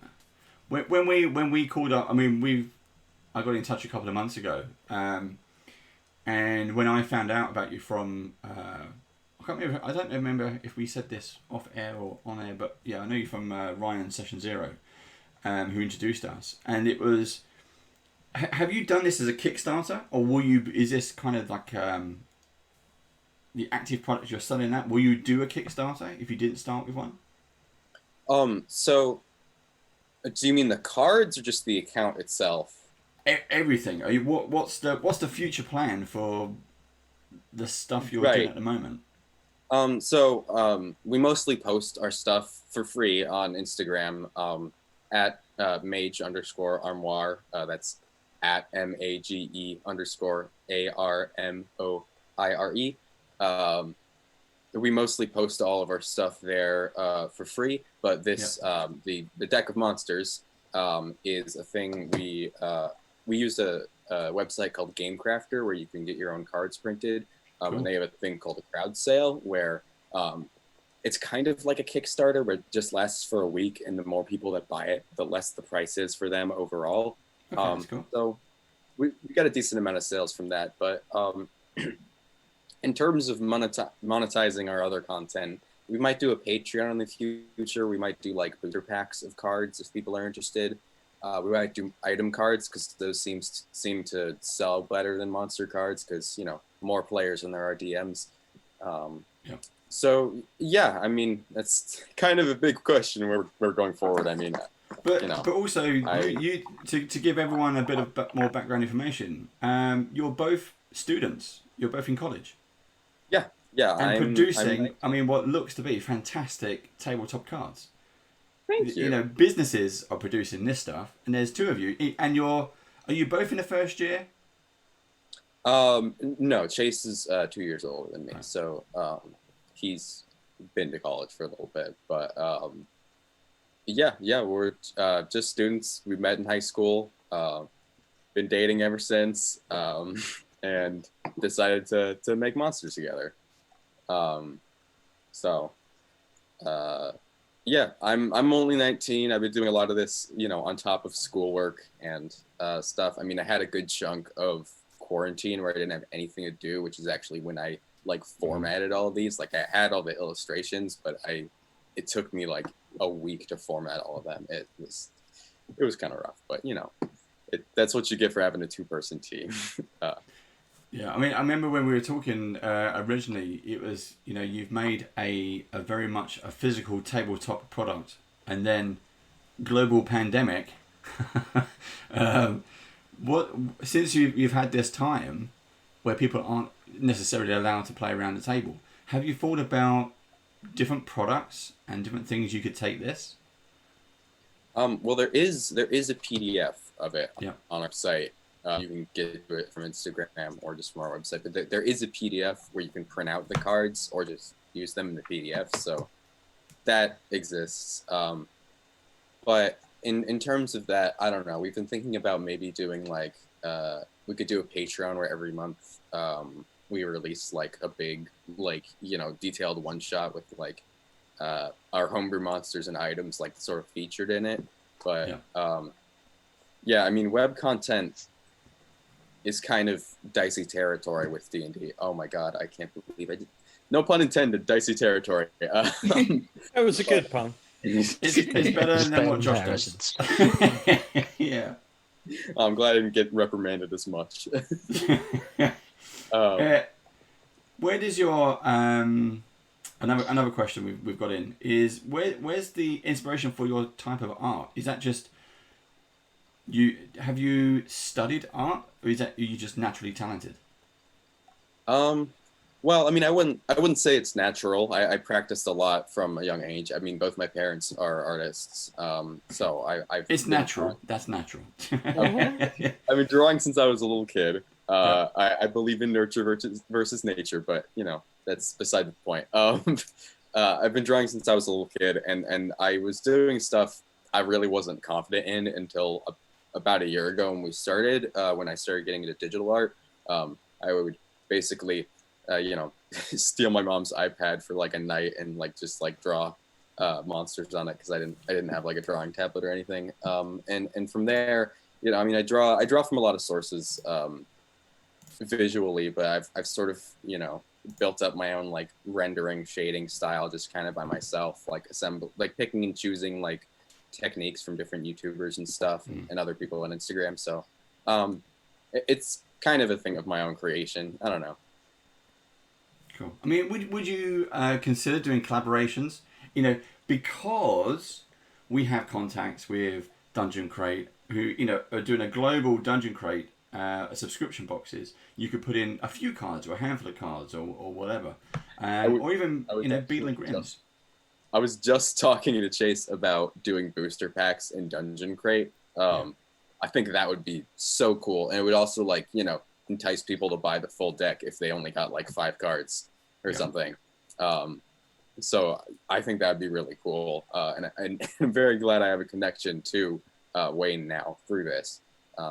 It's cool. I mean, I bought subscription boxes. I bought, you know, different things, and in the boxes as special gifts, they give you these kind of cards. Here's an NPC. Here's this. Here's that. There's some stats on the back, and some, you know, the really good ones, mostly the funny ones, I use because they're good ideas. You know, here's a bartender, but just because he's got these strategies or the way he talks to his clients, or, you know, he's got something special about him, a little quirk.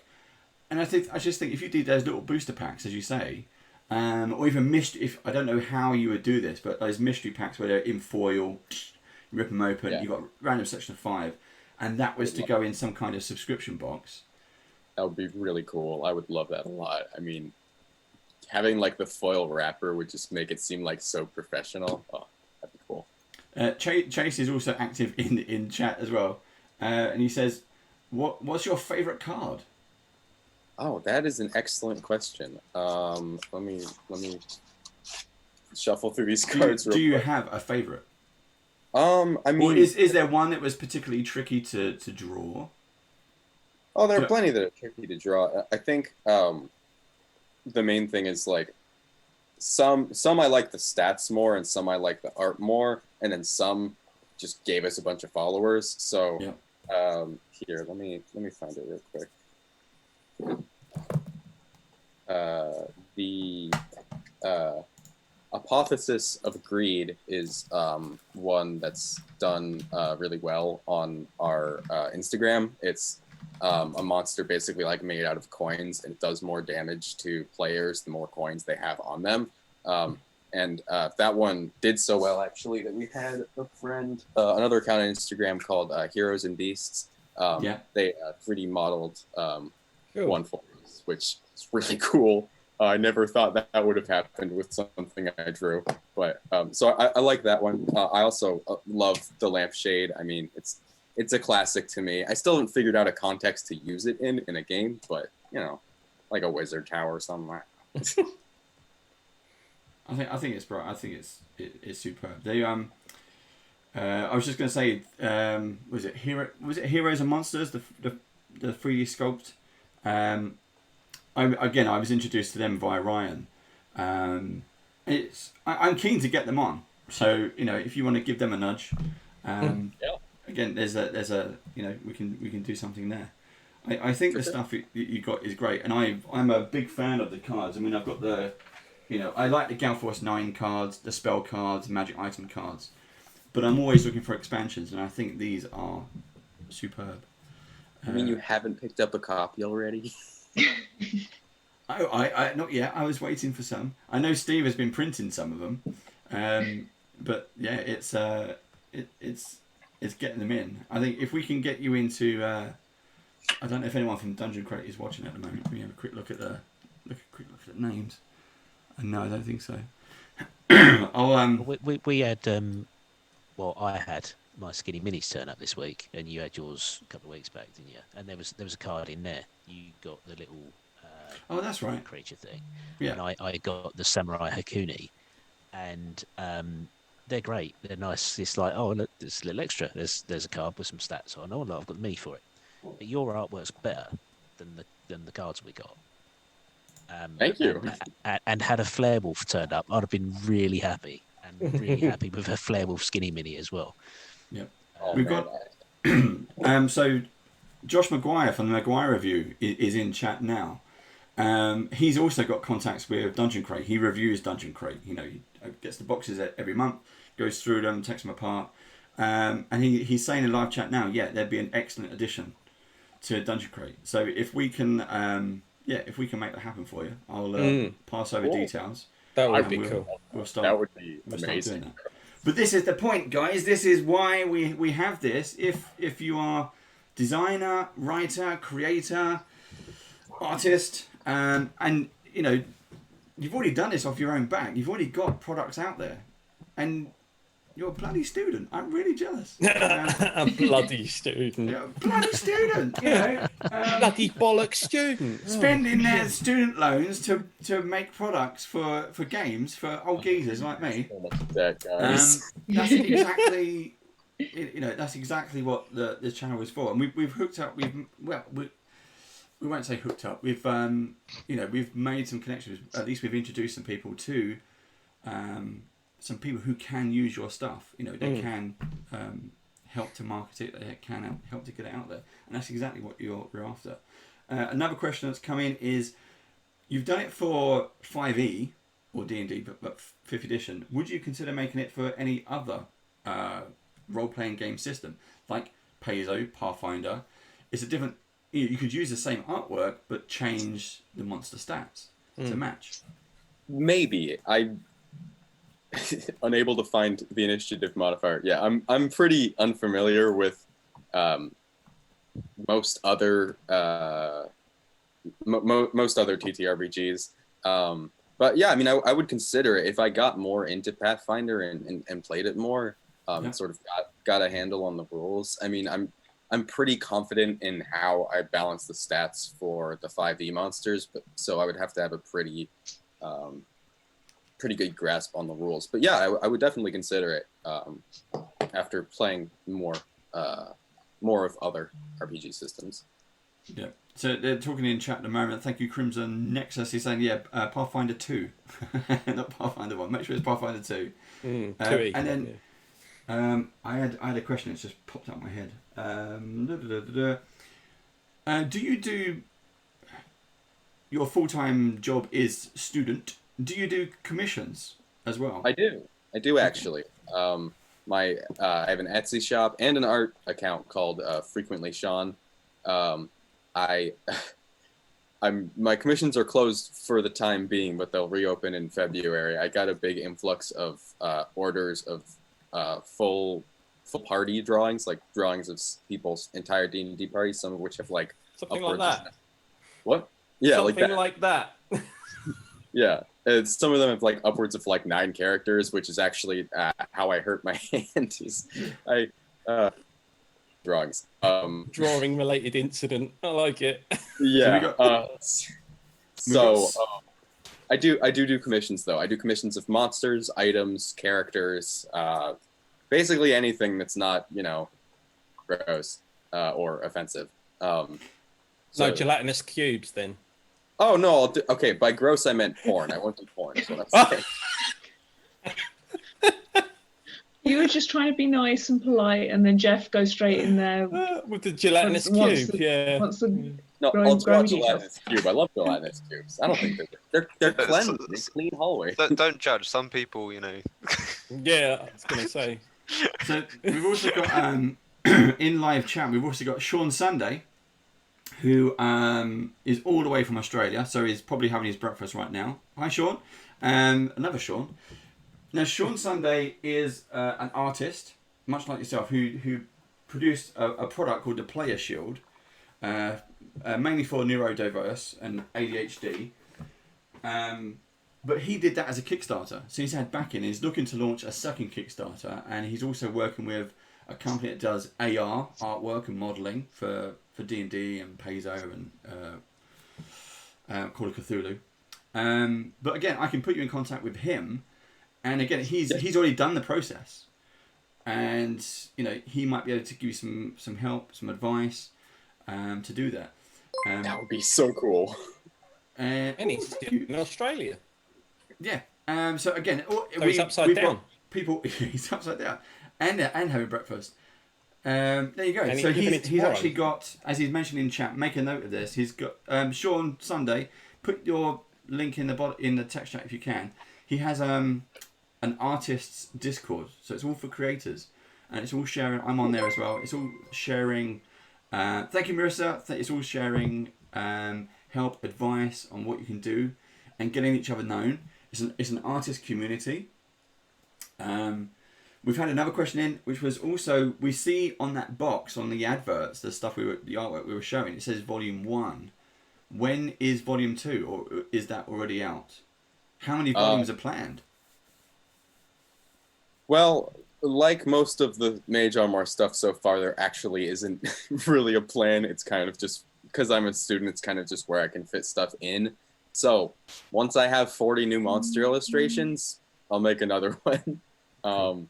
Which, honestly, might have already happened, depending. I need to go count, but, I made the Flare Wolf and the Brine Devil and, all that stuff after I already made this, and the drawings are only getting better. So, fairly soon, probably. I mean, do you definitely. Do collections? What? Do you do collections? Have you got you're going to do an undead collection, a giant collection, that kind of thing? Yeah, I've thought about doing that. I've thought about doing booster packs of 10 cards each with themes, and I thought about doing that for item cards too, because then I could do like Arcane Spellcaster pack, Rogue pack, and then like people would feel more inclined to be like, oh, that's the kind of character I play, so I will buy that, instead of just like miscellaneous stuff. So yeah, I've thought about that. I mean, honestly, yeah, a plan would be really helpful, but I don't currently have one. I'm not quite sure how to run a Kickstarter, but I guess I could probably try and kickstart something along those lines. Yeah. I think it'd be good. I think there's I think you could do it. I think there's a need for these kind of extra expansions, not just having Paizo Bestiary and the D&D Monster Manual. I think having these variants are really, really popular at the moment. Sean Sunday also does one. It's called the Ask Deer. I'll set you up with so you can have a proper chat with him. But yeah, he doesn't ask deer. Don't ask. But the reason I like Paizo so much is they do variants on things. So there are different types of undead, different types of zombies, different types of dragons, different types of vampires. They have all these kind of in-betweens, which allows you, rather than just go, oh look, there's a lich. Well, there's a lich that does this and that and this one as well. And they just mix it all up. And I like that variety. And again, looking through your artwork, it's nice and clean and clear. So if you're the DM and when we're back to tables, if I hold up a card, you can see it. It's nice and clean. Some of the artwork that Gale Force 9 are using official artwork, it's just too messy or just too small. They're trying to put too much detail in there. And again, I think your artwork is just nice, super, and clean. There's also Starfinder as well with Paizo that you could move into that as well if you wanted to and do more space. You don't have to do fantasy, move into sci-fi, very, very easy. But yeah, we'll set you up with we'll put you in contact with a few people and see what they say. We'd super appreciate that. That would be amazing. That's cool. Right, any more bin chickens? Oh, bin chickens was another conversation. That's the e-bliss. My kids didn't believe me about bin chickens until I googled it and showed them. Another question is, who did your advert, your trailer? That was... So my brother and I are actually both studying film in college right now, so we did that. We got. It was leading up to, like, I had already formatted the cards, and we had like a sample deck, and it was getting close to release date, and I didn't really have any sort of advertisement except for like a couple of Photoshop pictures. So my brother was like, "Hey, we have nothing to do. We can't go outside. Let's make an ad." So yeah, that was us. The table it falls on at the end is our kitchen table. We hired some voice actor off of I don't even remember what some voice acting website. You can just get freelance voice actors. So we got one of those. I animated the opening sequence. So yeah, that was us. So see, that's what I mean. You're all for for an independent outfit, and again, you're students. You're already doing professional, independent business level stuff. There's companies that I'm talking to. Who are making money upon they don't have that, and I've said to them, send me your promo reel, whatever, we'll put it on. Oh, we don't have one. Well, why not? We don't know how, or it's too expensive, whatever. You're doing the stuff. You're already, you're kicking ass with the stuff you've already got. You just need to get more out there. So yeah, right.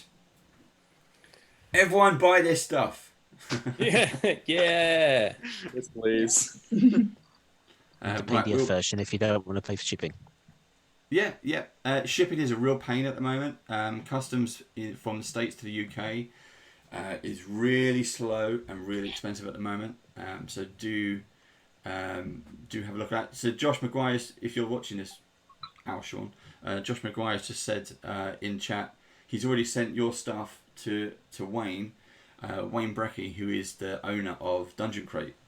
So hopefully he'll be in touch soon. Thank you, Josh. Just get Wayne on the channel. I can't. My hands are full. Christmas special. Yeah, that's the point. Well, actually, yes. So we've been so busy. I haven't actually brought this up with Sean. But Sean, if you're free next week, next Thursday is our Christmas special. You are more than welcome to come back on with. if he lives, bring the ratio. It's a Christmas special. It's completely improv. Hang out for 20 minutes or stay for the whole thing. We will be getting nicely drunk. And we'll have guests on, Beadle and Grimm's, people like that will be coming on with us as well. And we'll do some introductions on things. We'll promote everyone. Just talk silliness for like a couple of hours. Are we playing or just silliness? A little bit of playing. It'll be, you walk in. It will be out of context of where we are. They won't be in this dodgy farmhouse. A little bit of that. They'll be in the Rusty Dragon pub. The ratio walks in, and you can go, oh, it's the guys who saved me, or whatever. Entirely up to you. A little bit of improv. Buy them a drink for saving you. That kind of thing. Yeah. Buy them jam on toast. I will some sausages. I'll have to look at my schedule, but yeah, I would love to. Cool. There we go. So I was about to say, make sure you've got some beer to drink, and then I thought, oh, hold on. Yeah, no. Sorry. Yeah, no. Nudge, nudge, wink, wink. Say no more. Say no more. Right. So we are. No, we've lost Elias. Any last questions for anyone? We're going to carry on playing. Elias has just gone off on a murdering spree. Yeah, he has. He's had enough. Maybe he got swallowed. That's worrying because he only lives up the road from me. Yeah. Josh Maguire, seriously, get Wayne and tell him to pop on the channel. Say hi, or hang around afterwards. I don't know. Maybe we can introduce Sean directly. What time is it? It's 11, so we'll be around for another hour. Cool. But if you can get Wayne on and he wants to do a quick chat, we'll set it up straight after this. Who knows? Might be a very good Christmas for you, Sean. There we go. Yeah, I hope so. Right. Been kind of a shit year. It has, yeah. It's been a shit year for everyone. Another reason why I look forward to doing live streaming as well, because this has been great. I enjoy doing this. It's a lot of fun. A lot of fun. Right. Where were we? We're in a basement somewhere. You've just killed this ogre. You've met this weird thing. Oh no, you burnt it. Yeah. Elias has just burnt it. We completed the hero point reward, by the way. Who got it? Not you. Oh. The result was one of our players. So the options were the dungeon master, our guest, or one of the players. So one of the players will get it because I can't list everybody because I only have 5. Do you want to choose who gets it, or should we roll off? I mean, it has to go to the ratio, right, for the kill. Yeah, I'd say so. Technically, that's breaking the poll, but yeah, I mean, yeah. I would agree with you, which is why I voted for the ratio. But Oh, okay, sorry. Unfortunately, everybody else voted for one of our players. Particularly the person. Oh, sorry, that was one of the options. Channel points. Oh, okay, my bad. Sorry, my bad. So one of our players. So, Dave, do you want to decide? No, I agree. We'll give it to Sean. The ratio. We'll give it to the guest. Cool. What does it do? Technically, still a player anyway. It's same as inspiration. Yeah. Oh, it lets you re-roll a bad roll. Nice. All right. I'm probably gonna need that. You might do. Usually, when someone mentions it, you don't roll bad off. Okay. Well, that's not bad either. You are in the basement.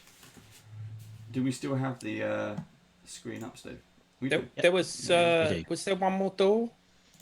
There was 2 doors in the corridor. There's one up to north or one to the south, but there's no other doors out of the room that we're in at the moment. I wonder if all the ogres have this parasitical twin on them. Well, didn't you guys kill one before? Yeah, the last one didn't. The last one didn't talk to us when it was dead. Did that one fall on its back? It may have killed its twin. I can vouch there was no twins on the inside. Okay. Oh, yes. The ogre that rushed off into the woods because of the bear noise, did we see its back? No, good you did not. question. All right. Let's hope it was just that one. It was very unsettling. Well, maybe if these things are the brains, then that's how they were smart enough to ransack Fort Rannoch. Maybe. But This it is also a good seems like point. seems like they're pretty easy to kill once we take down the bodies. So Yeah. It's the second time they've talked about this mother. Maybe that's we need to try and stay away from her. Or take her down. Or just let Elias go on his Unleash the one-man Elias. vengeance spree. Gonna have to change your nickname from Prof to Murderer or something. Goff. Prof to Goff. Emo Elias. Right. So daughter north or daughter south. I didn't hear anything from either one of them. North. You didn't. No, they were quiet. North then. Right. Chocolus will go open the north door. Okay. So in you open the door And be ready to swing. Yep. Axe at the ready. This dark, it's a recessed corner of the basement smells of rot and old blood. Piles of gore spattered skin lie heaped up on the floor. There's literally just like piles of skin, like coats or rugs. And on top there is a horrid, rubbery face that has been robbed of its supporting skull. It just kind of sits folded on top. Its toothless mouth is agape and empty eyes revealing just the layers of skin resting beneath it. Okay, Yelena's going to look at this, turn around and walk back out again because that nearly happened to her. Yes, it did. It is very skillful how they manage to skin people so neatly. Do I recognize the face? I was just about to say that. Sadly, you do. Uh-oh. You recognise it. It's Dwarven. It's Borsch. Borsch? Yeah.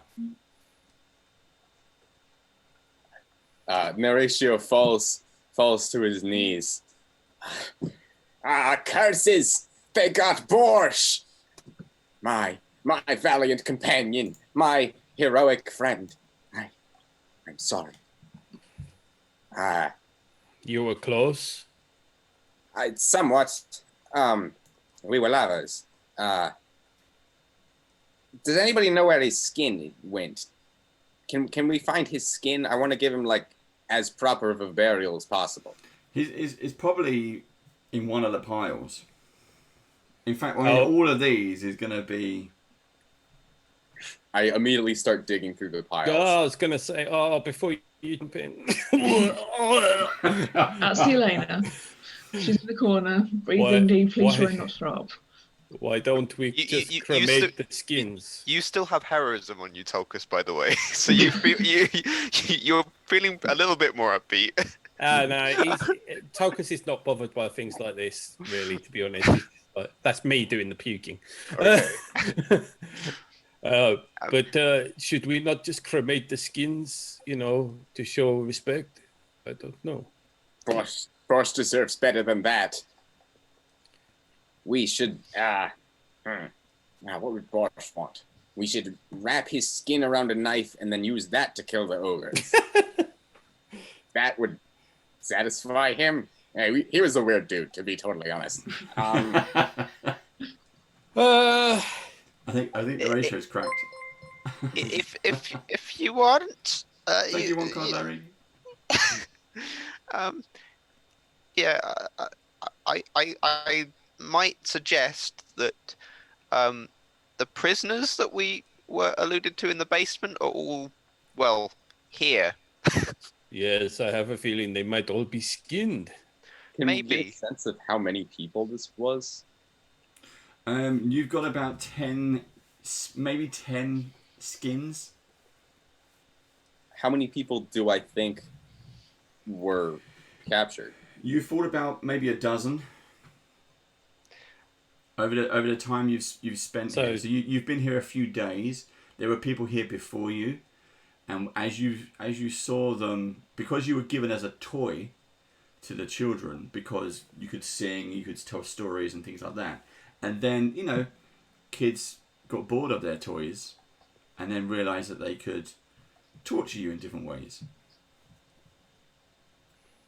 Ah, okay. Well, this is not necessarily everybody from the Black Arrows. This about maybe a dozen or so of us were captured, and there were people here before us. So, oh wow, they must have been doing this for a while. Jeez, but there still may be survivors somewhere.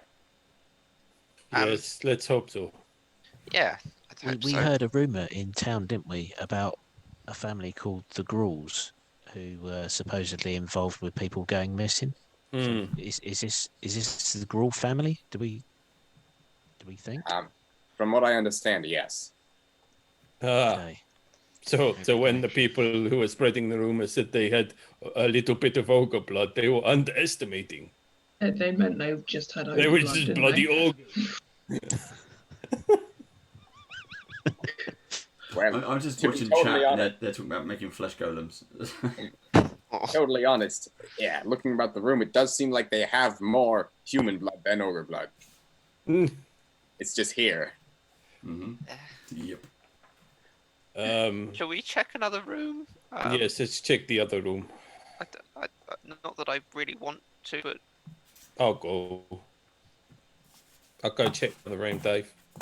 Okay. The room south. Again, cautiously open the door, ready to swing, just in case. Harrison will ready his 2 short swords. Oh, 1 second. I lost it. There it is. This appears to be a storeroom. It's difficult to gauge the exact dimensions. There's so much clutter and stuff. It's all thickly packed with old crates, broken farm equipment, and furniture. But in the other side of the room, the west, the west, bottom west, southwest, you see 2 doors.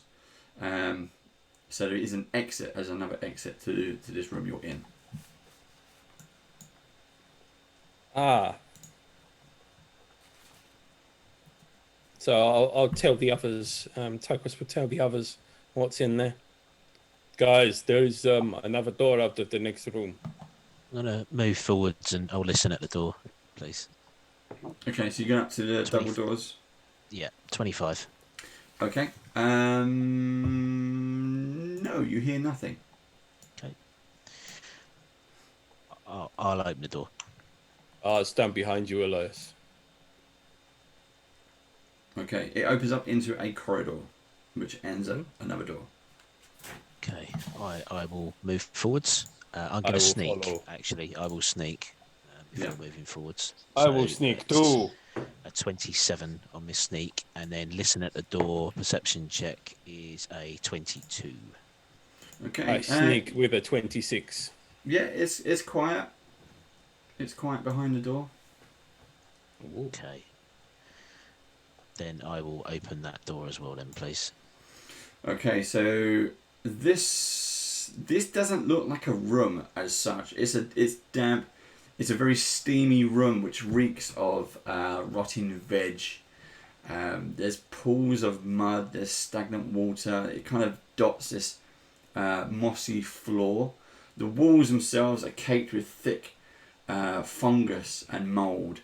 It's a bit strange. It's a basement with a giant puddle. when you say mold, what colour's the mold? Oh god, here we go. Don't go start snorting mold again. Yeah. Black, blue, green, yellow, white. You don't all snort kinds black of mold. mold. No, I'm just seeing if it's similar to the other mold. Is it, is it similar to the other mold we found in Foxford Manor? Yeah. You would say there's kind of a resemblance. You're not 100% sure. Can I go and inspect and do nature check on it? Yeah, go ahead. Well, that was a natural one, so no, I can't. Okay. Moving swiftly on. Mold. It's fresh, you think? As you're kind of you're looking down at you're looking at all this stuff. You have to step on the moss and it's kind of squidgy and scratchy under your feet. You rolled a natural 1, so I'm gonna have you. That's fine. I'm distracted by seeing like the face that have been cut off and everything. That my mind is still somewhere else. Exactly. You're lost in. I'm absent-mindedly just thought. giving the cat head rub. Yep. This what looks to be a vine wraps around your ankle and pulls you straight away. We're going to do just do a strength check. I got a 19 plus. Do I need to? Is that contested? It's contested. Yeah. I've got 27 in total. I don't even know why I rolled. I literally can't roll that high. So yes. I rolled a 3 anyway. Okay, that's fine. Okay, so this tendril, and everyone sees this. You suddenly see Yelena yanked back towards the middle of the room. She's going into the puddle. She's getting wet. And she's coming up. Yelena, you also take. What is that? No, that's a 3. You take 10 points of damage as you feel what maybe sharp thorns are digging through your boot and into your ankle and calf. Well, that's not very friendly. Everyone else sees this in the middle of the room where all the moss and the puddles are. Suddenly, these 3 big kind of wet red arm things come out, and I'll show you a picture of it. Let's hide that one. It is. There you go. Is it ordinary too? This is a tendriculus. A tendriculus. Now the one in the picture is incorrect. That's actually a tree stump with this thing. This one doesn't have the tree stump, so it has no backbone. It's literally laying it. Think about the what is it? The Sarlacc pit in Star Wars. It's a huge gaping maw which is in the middle. A tendril is wrapped around Yelena's foot and dragged her in, and the pink bits slowly start to kind of slap down onto her back as she's being pulled. It's like grabbing hold of the other leg, grabbing hold of her back and pulling her towards what appears to be a... Yeah, go for it. Jump in. Can I use telekinetic projectile on something to try and cut the vine? Yeah, so you can jump in. You can go for her ankle and start cutting away. Tolkus, what do you want to do? I'll try and stop her from being pulled in, so I'll grab her by the arms. Okay, so you wrap her arms. She's looking at you. You kind of, wrap arms as much as you can. Yelena, do you want to do anything apart from scream? I would like to. I want to do a bit more than scream. I think this time, I'm in a position to be able to do something. I rolled 34 to hold on to her. Okay. Cool. Tolkus has got you, and you can feel the strain. I will contest, Tolkus. I failed. So Yelena, you kind of stop in the middle, but you can feel your leg being really pulled. Okay. Am I able to cast any spells, or am I being grabbed so I can't actually do that? No, you can still cast spells. We're not at a. I'm going to cast Acid Arrow on it. Okay. Because I do not like this. That's what's that? Sorry. 25? Does that hit? Yeah, 25 hits. Yeah. Cool. Do you have to aim it somehow? Yeah. Yes. I'm going to say yes because it's an arrow. So yes, that makes sense. Just kind of aiming it behind me, beyond my feet. Oh, that's a good roll. 8, 16, 18 points of damage, acid damage. Okay, and so 1d6 persistent. That's fine. You see the acid dig into one of these pink things, which is obviously it's kind of its mouth or its lips as it's bringing you in, and you hear a rumble almost from below you. You can feel it through the floorboards or the puddles that you're on. It's kind of deep, and it starts to tighten. You can see Tolkus. You can see that the tendril around her ankle just literally squeezes. Think about the alien face hugger as it gets tighter around someone's throat. So I shout to the others, cut it, cut the tendril. At this point, she would scream. I already cast a telekinetic projectile on one of the daggers that was lent to me, and I'm flinging it at the Yep, go for it. Okay, that's a 20 to hit. Oh my god, I'm rolling so bad. No. You know what? I'm gonna use a hero point. I'm gonna do it. A 20 hits. You're okay. Oh, okay, never mind. It's a big kind of mushy mound thing. A 20 will hit something important.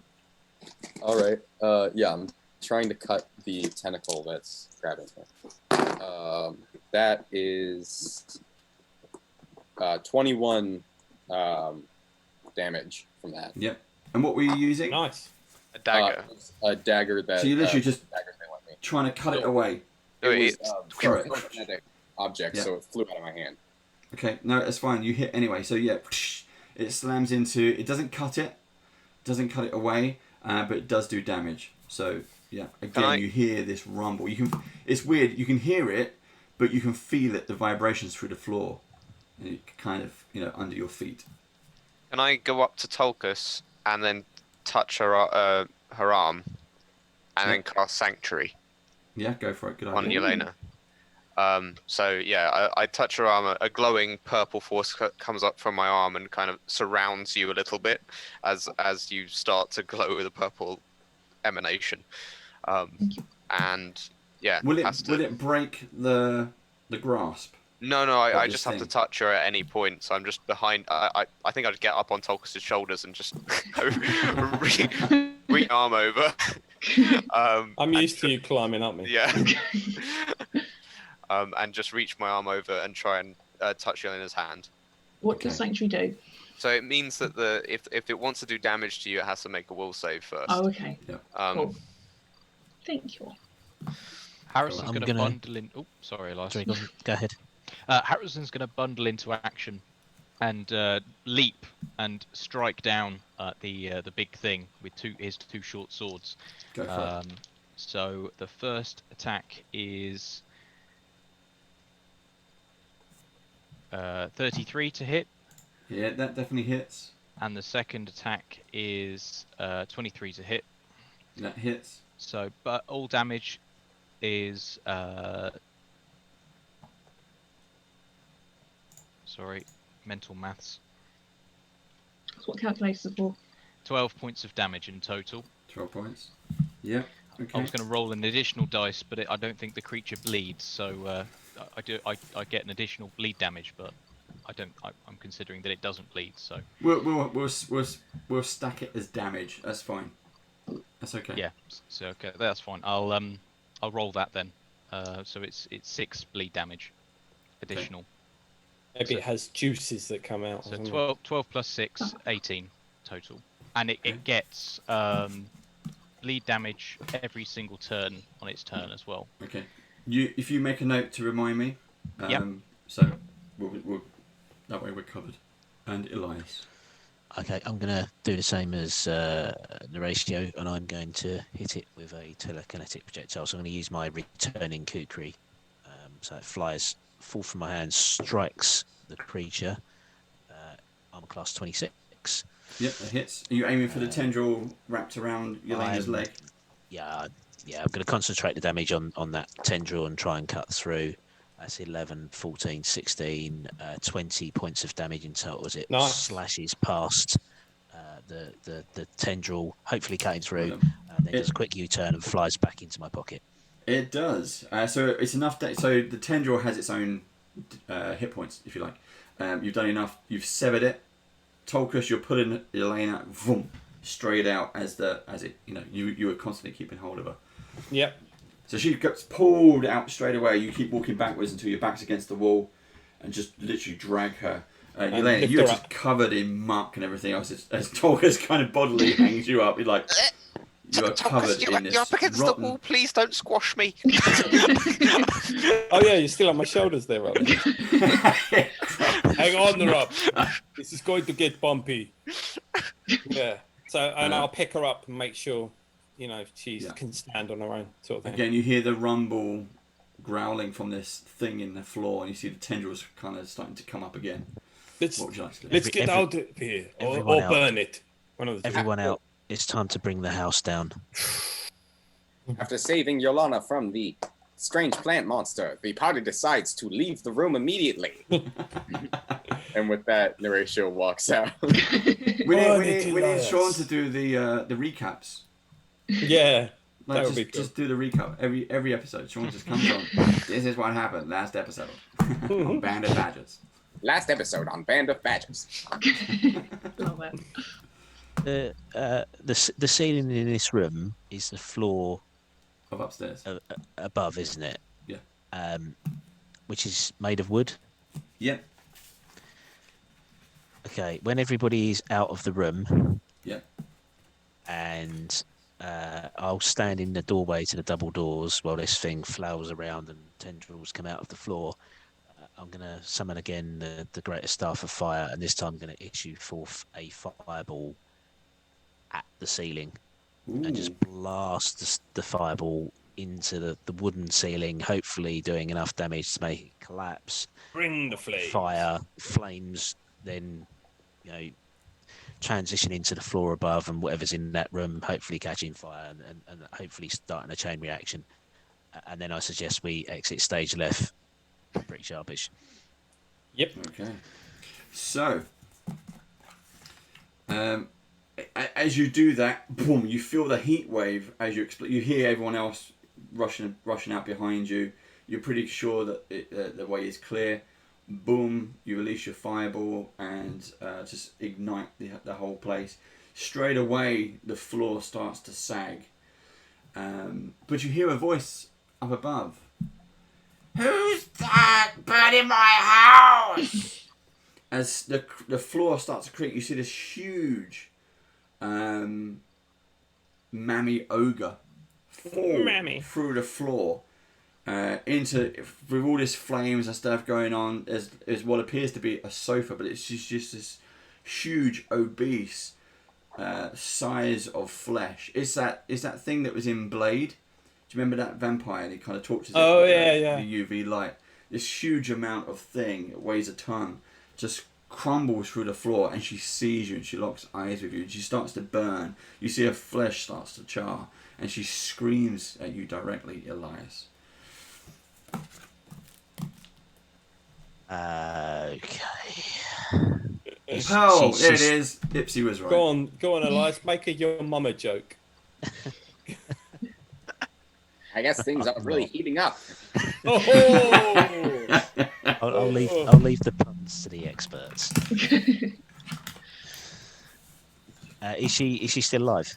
She's still alive. She's burning in there. You see the tendrils start to kind of latch around onto her as well, and she starts to get kind of pulled towards this pit. The whole more walls and more furniture starts to come down on flames. You can start to see all the timbers and stuff. The room above you is just ignited as well as the ceiling starts to the roof of the building starts to kind of sag. I'm also tugging on Elias. Like, Elias, we've got to leave. But business isn't finished yet. She's still alive, and I'll turn to her up and say, I have a special spell prepared, and I need to use it. This is obviously the creature that spawns all of these ogres, and I can't risk leaving here with it still alive. And I'm going to cast Phantasmal Killer on her. I'd like you to make me a will saving throw, please. Okay. That's like a Queen song. Phantasmal Killer. Ooh, it's 20. Unnatural 20. Unfortunately, not enough. And I'll stare at her deep in the eyes, and I'll say, "Your sons, they enjoy picking on small people, and I would imagine that small people getting their revenge is what causes you the most fear." And as I say this, my form of the Phantasmal Killer grows to 100 feet tall, and I'll look down on her and I'll say, "Consider this my revenge," and I'll raise my foot and stamp down. Whoa. And I'll then roll some dice Please excuse me while I head this up. So everyone else, you're rushing out the stairs, apart from Rub. You're rushing back up the stairs, out the basement from where you were. That takes you back into the kitchen, with swarms of flies and the rotted meat smells. What do you wish to do? You can hear the floor collapsing. The place, it starts to kind of billow with smoke. You can smell the burning. We need to get out, don't we? That's 3 ogres accounted for. We know of the mother, the one that ran into the woods, and the one we killed. That means there's 6 more. Oh, and the 2 kids? I don't know if that counts. They were in here somewhere, weren't they? Yeah. I fucking hate those kids. If we don't kill all of them, what happened to Borscht could happen again. We need to kill all of them. Yes. We wait for Elias and then check the rest of the house. Wait for Elias and Rob, and then we get the rest. What was the 34 damage, points of psychic. 34 points of psychic damage. Okay. Sidekick damage.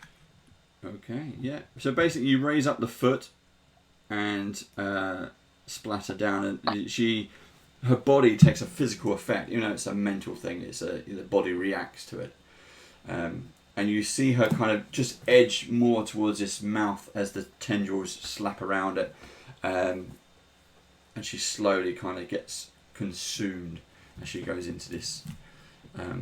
What's it called? Tendrilicus. Tendriculus. Health got swallowed. Yeah.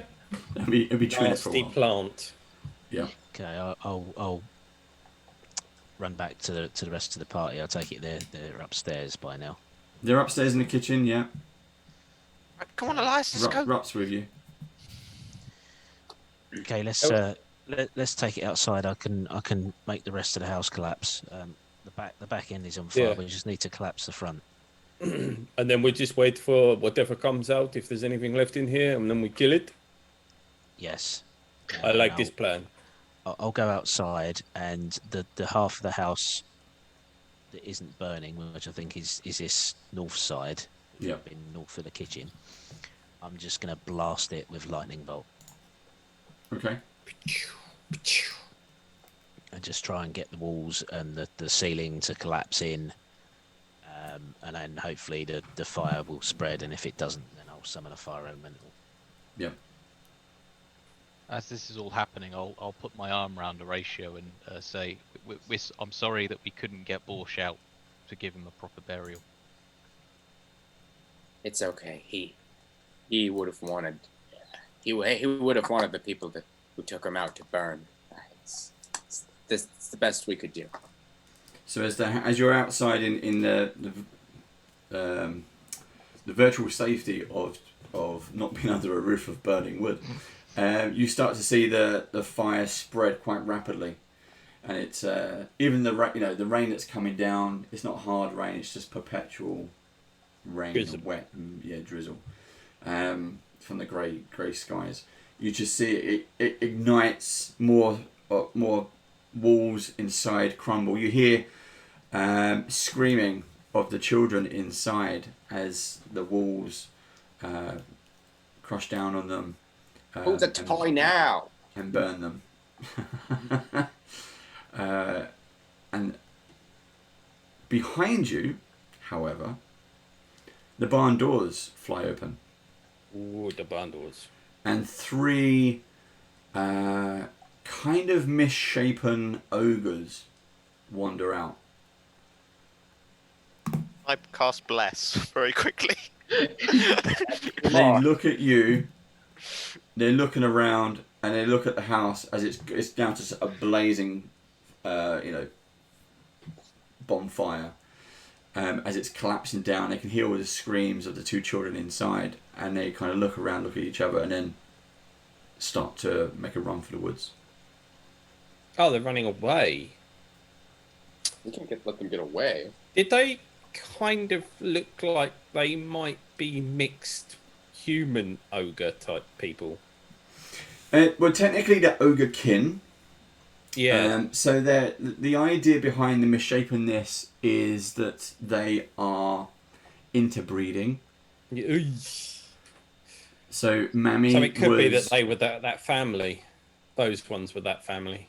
Yes. So the ogres interbreed quite a lot, and you've got Mammy was breeding with her own children. Oh, nice. What is this, Kentucky? Yeah, I was gonna say. Standard down these parts. We've just like upset a lot of people there, I think. I bet she doesn't believe in COVID either. Yeah, purely jest. You got just quickly. You got Ryan from Session 0. Hi, Ryan. We were talking about you at the during the break and at the start, and yeah, just so you know, you have to watch it back, okay? Anyway, watch the rest. Yeah. Right. So now we've got to make a decision. Do we chase them down and kill them, or do we let them run? Yeah, they're no threat. Just let them run. Oh, I was going to vote kill them. I feel like they could still. I mean, Mammy wasn't the one skinning people. She could hardly move. These were obviously the skinners, and they're still gonna do it. I'm gonna cast. Is there any way we? Oh, sorry, Sean. I was going to say, is there any way we can slow them down or stop them? Or... Yeah, I'm casting triple time on you, Tulkas, which increases your speed by 10. Oh. And like the wind, Tulkas is off, and I sort of. I'm going to lick it after them with my axe above my head, ready to chop. Go ahead. I'll let you do it. Can I cast command on one of them? Yeah. And just say, as I move my hands in a way and use them as like a hand cone, and just say, approach. And one of them, and hopefully one of them hears me. Approach. Approach. Yeah. Oh, and I'll just do one of them has to make a wisdom saving, a will save. Yeah. Definitely failed. I got 16. Okay, so he has to use all his actions to approach me. Okay. You got a big one. It's about 9 foot tall. It's kind of discoloured, but he's got these bigger than normal eyes, and they're kind of whited over. He can still see, but his vision is quite poor, and he's just kind of strides, and he's literally just striding, but almost as if he doesn't know what his body is doing. It's like, he's so dumb. He doesn't understand, like, what? Okay.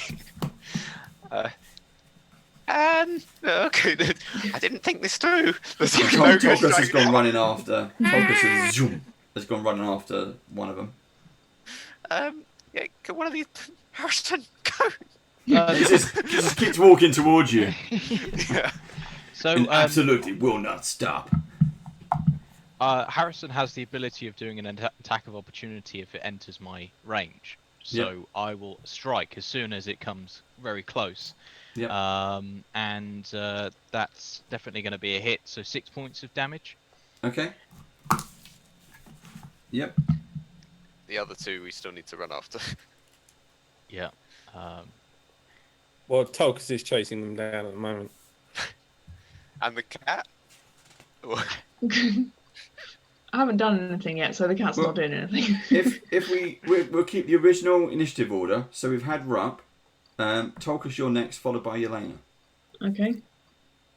Right. So I think with what Horatio cast on Tulkas, he can move up 40. Yep. Because his normal speed is 30. Yeah. So how many actions will it take to get to them? Oh, just roughly. one. Just the one. Yeah. Okay. So and when I get to them, the first one that I come and get within 5 feet of, I'll take a swing at. Yeah. And just power attack him. I'll do a big sort of like way, trying to sort of run past the first one, to get the second one with the second attack. Okay. Does that make sense? So I'll take a big swing at the first one. That's a good hit. And what am I bothering to do that for? I haven't still got your bless on me, have I? You've still got heroism, yeah. Oh yeah. So that hits armor class of 33. Yeah, that hits. Their armor class is really poor. It's literally just 20, so go for it. 8 plus 9 plus 12. Yep. Plus 1 plus 4. Okay. Human calculators? Human calculator. No, it was like, huh? Sorry, was not paying attention. Sean's got no excuse. It's only the afternoon for him. Give me the numbers again. Oh no! Rewind. No, come on. Chat will know. Right? Yeah, chat. Come on, chat. I'll roll it again. You need more dice. Yeah, I'll roll it again. Don't worry. Right, 8 plus 11 plus 8 27 plus 2 plus 4. 33. 33. Yep. Oh, it's 33. And then on the other one, I'll do a what's it called again? Brutish shove, which means if I hit, I do normal damage and can shove them 5 feet or trip them over. But you get to choose which it is. But I have to hit with a -10, so that's 30 minus 10, which is 20 to hit. Yep. Just about. And that is 11. Yep. Plus 9. Plus 5 plus 4. This 29. is on target number 2, yeah? Yeah, and then you get to choose whether that one is shoved 5 feet or knocked prone.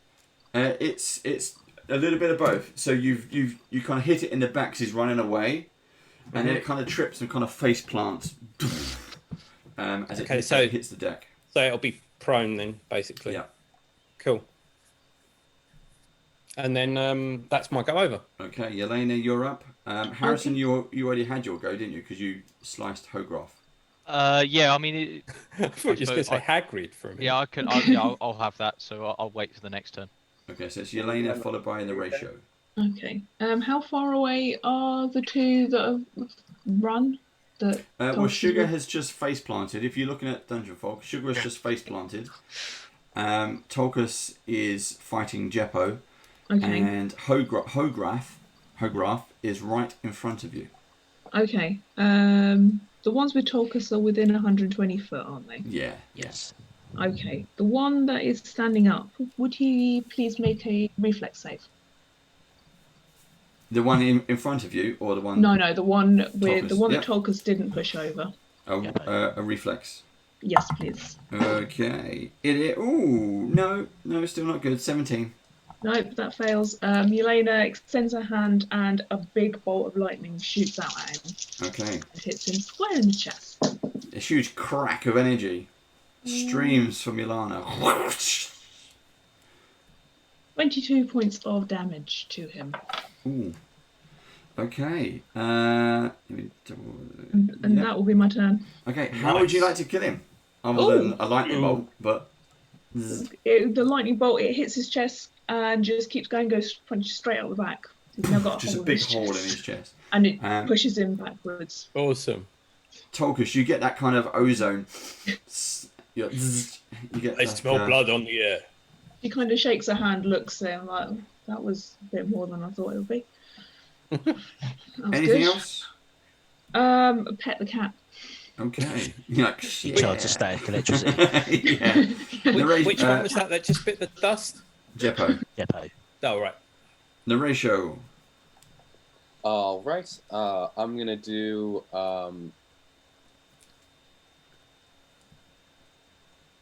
Yeah. First, I'm gonna do inspire courage. So that means me and everyone else gets +1 to attack rolls, damage, and saves against sphere attacks. Cool. So that's a +1 against most things.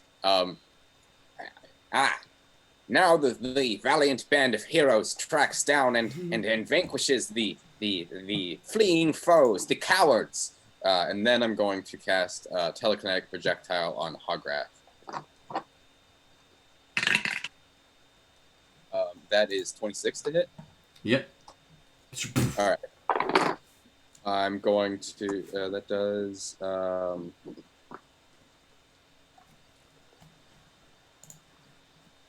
12 damage total, and I'm going to hold up the hand crossbow like I'm going to shoot him with it, and then it just flies out of my hands and hits him in the forehead. Oh, classic. Legend. You see the one that's standing in front of you. He's got the head. He's got a huge underbite, but the side of his face, he's got all these kind of boils and things. He's got like a huge growth that's going on, and you just kind of smack him as if you shoot the crossbow at him. He's still standing, dazed, but he's standing. Okay, Elias, you're up. Okay, Just a reminder, everyone, it's a +1 to attack and damage rolls. Yeah. It is, Thank you. I'll look a little bit askance at Yelena's display of power, and I'll try and match it. And I will cast a spell called Sudden Bolt on Sugar, who is currently prone. So can you make me a reflex saving throw? Because you're prone, I think you get a minus to that. There he is. I got 17 again, but I think it's -5. Yep, that's not good enough. Yeah. So I call down a bolt of electricity from the heavens, and not doing much damage. I have to say that's not very impressive for what I'm rolling. That's 22 points of damage. So another streak of lightning comes out of the sky.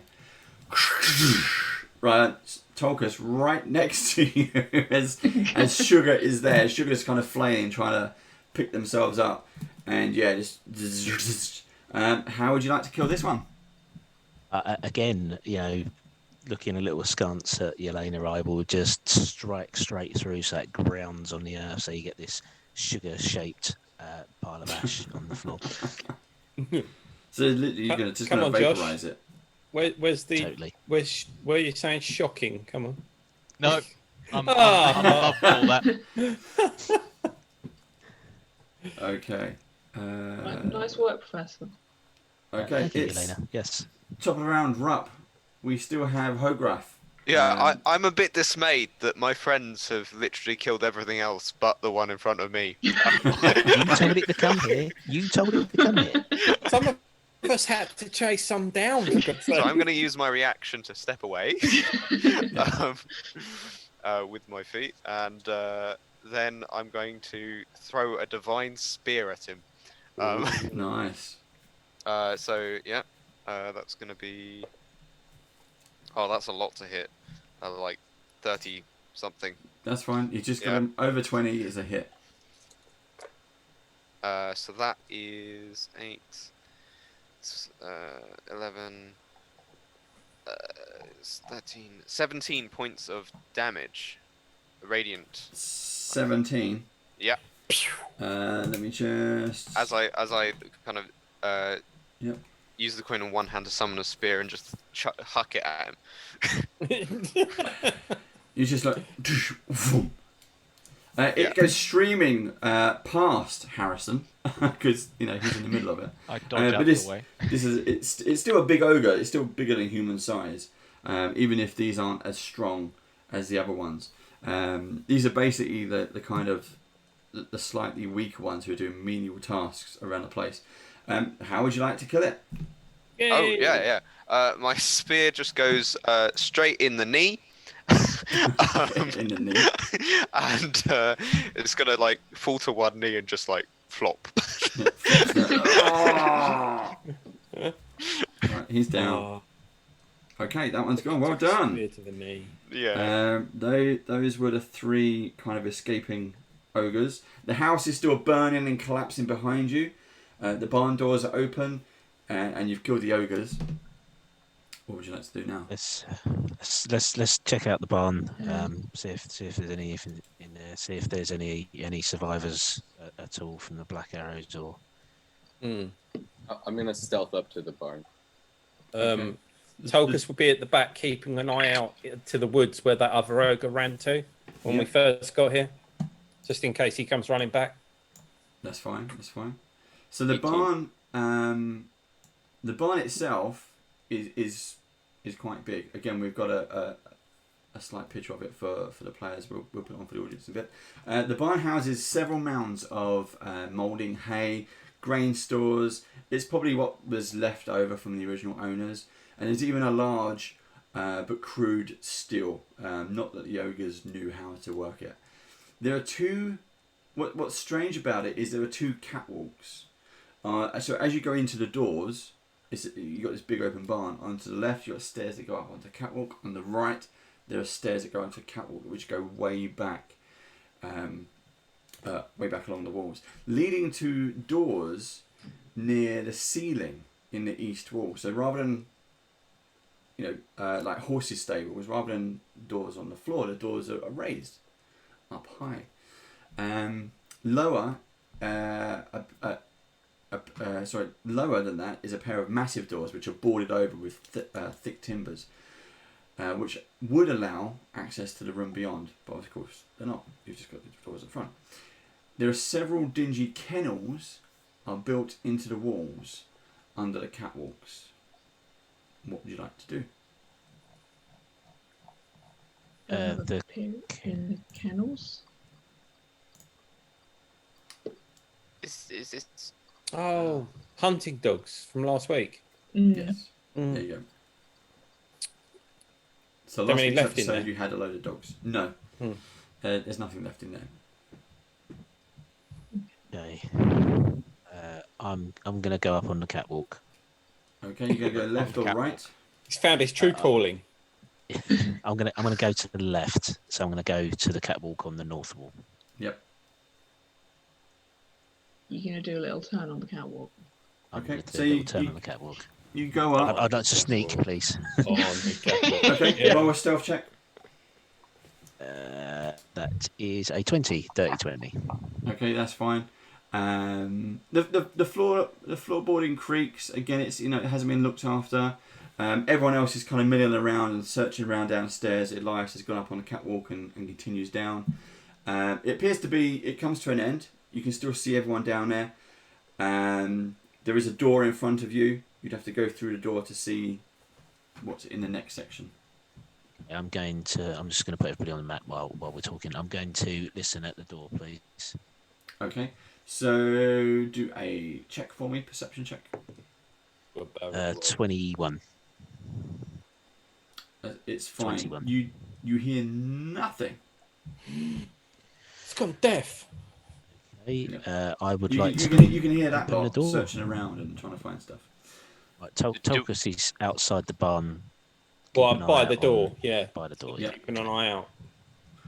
So you open the door, you go through. It appears to be the catwalk goes around for a little bit, and what appears to be kind of like I guess a cage, or they've used it as a cage. One is empty, but you do see 3 people in the other one. They don't seem to be moving. They are. They appear to be human. So they're in the southeast corner from you, so at 4 or 5 o'clock in the opposite corner. Can I, has Elias said anything, or is he up on the catwalk? He's up searching on his own.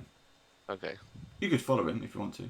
Well, no, I want to bust through the doors if possible, but Okay. if... The doors on your level, Rump. The big double doors are all boarded over, but there's more. There's 2 double doors either side of the catwalk above.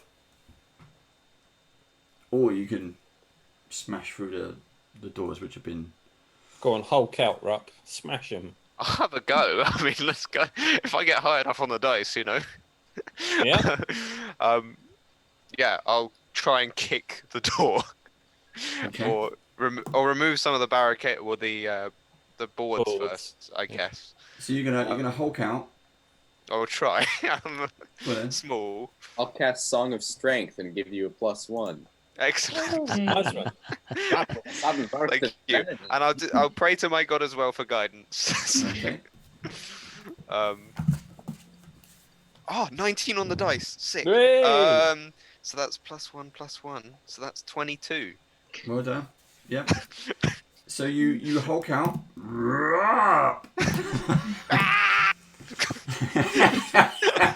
Start tearing into the planks. You just grab them, and then you grab 2 like one hand, and you just throw them out. Everyone is Tulkas is like, ooh. Nod of approval as you Hulk out. As the last board comes away, I'll just do the last bit and like SWAT kick the door with your foot, like Ugh! the heel Okay. of my new boots. So you boot open these double doors. They practically crack off their hinges with the force of mighty Rup. Have you changed in size, or are you just super strong now? No, not super strong at all. I just rolled high. Just rolled well. But have you changed still in good old size? Rup. You're just still normal size. I'm still small. Right. As you burst open the door, I'm going to change something is on the other side of the door. Oh. Something not very nice. On the wing. So as you kick this open, suddenly the shape and the darkness behind you, there's webbing everywhere behind these wooden planks in the back of this barn. Right. And what turns around, this thing just skitters around, and you see out of this web as it starts to lean forward towards you is a thing that has an almost humanoid head. It has these two massive eyes. If you look at Twitch, you can see it. Has these two massive eyes, and instead of like spiders don't. It's a giant spider. It has a nose which is kind of like shaped like a skull. It gives this kind of human skull shape to this face.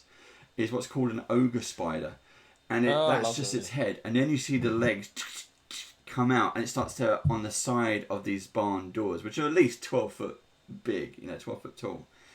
And this hulking body of this ogre spider, that's a human person in there, by the way, so you're much smaller than that, comes out and immediately attacks you. We'll keep initiative order as we are, because he's Rup's at the top anyway, so it doesn't matter. And we'll start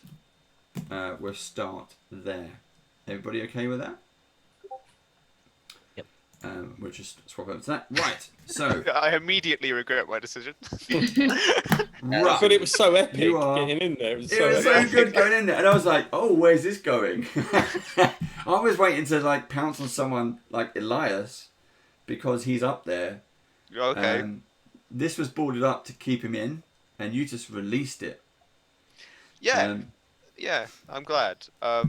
That means he's really friendly, it's like Yeah, chunky Goonies. I've allowed him to be free, right? It's misunderstood. Misunderstood. So, what would you like to do?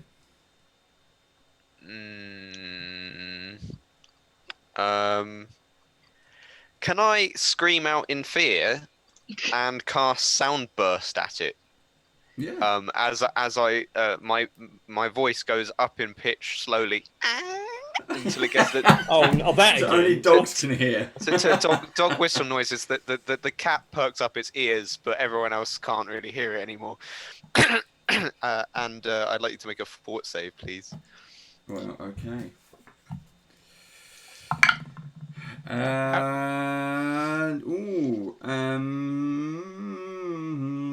That is that's a 19. Nope.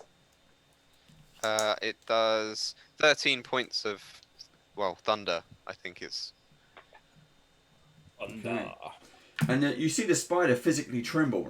I don't know what a spider sounds like. The giant spider. As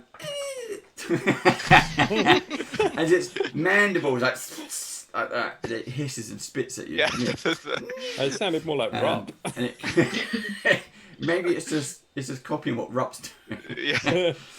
And it starts to kind of back away back into the safety of its I barn. use my last action to run.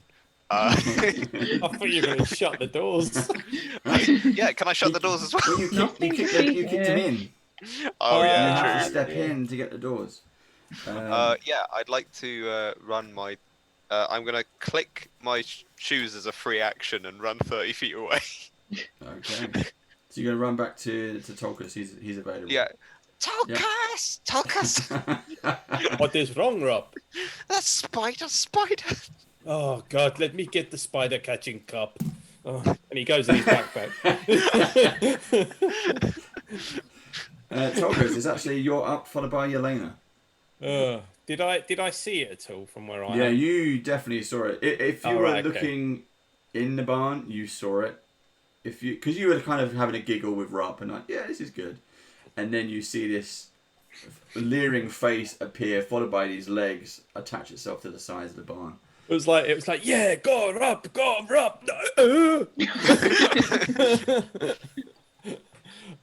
Yeah, so I'll how far away from it am I roughly? More than one move. You're gonna have to move twice. Yeah. Move twice and attack, yeah? Yeah. Yeah, go on then. Stick me in its belly. Not literally. I don't want to get swallowed. Not yet. Well, it might do. Yeah. And then I'll raise the mighty axe and attempt to cleave its legs away. Because I've got a thing about legs at the moment. I don't know why. Well, it's got plenty of legs. Leg day. We've moved on from butt heads. We're now on Yes. legs. No, it's the legs, chopping them down like the tree. Oh, I don't know. Why am I doing that? I know exactly how much that is. It's 37 to hit. Yeah, that hits. Yes. Are you sure? And it's going to take... Let me check. Usually it's the DM with numbers like that, right? Yeah, let me not fall for that one again where I don't bloody add up. Let me write them down as I'm doing it. Right. 11. Oh.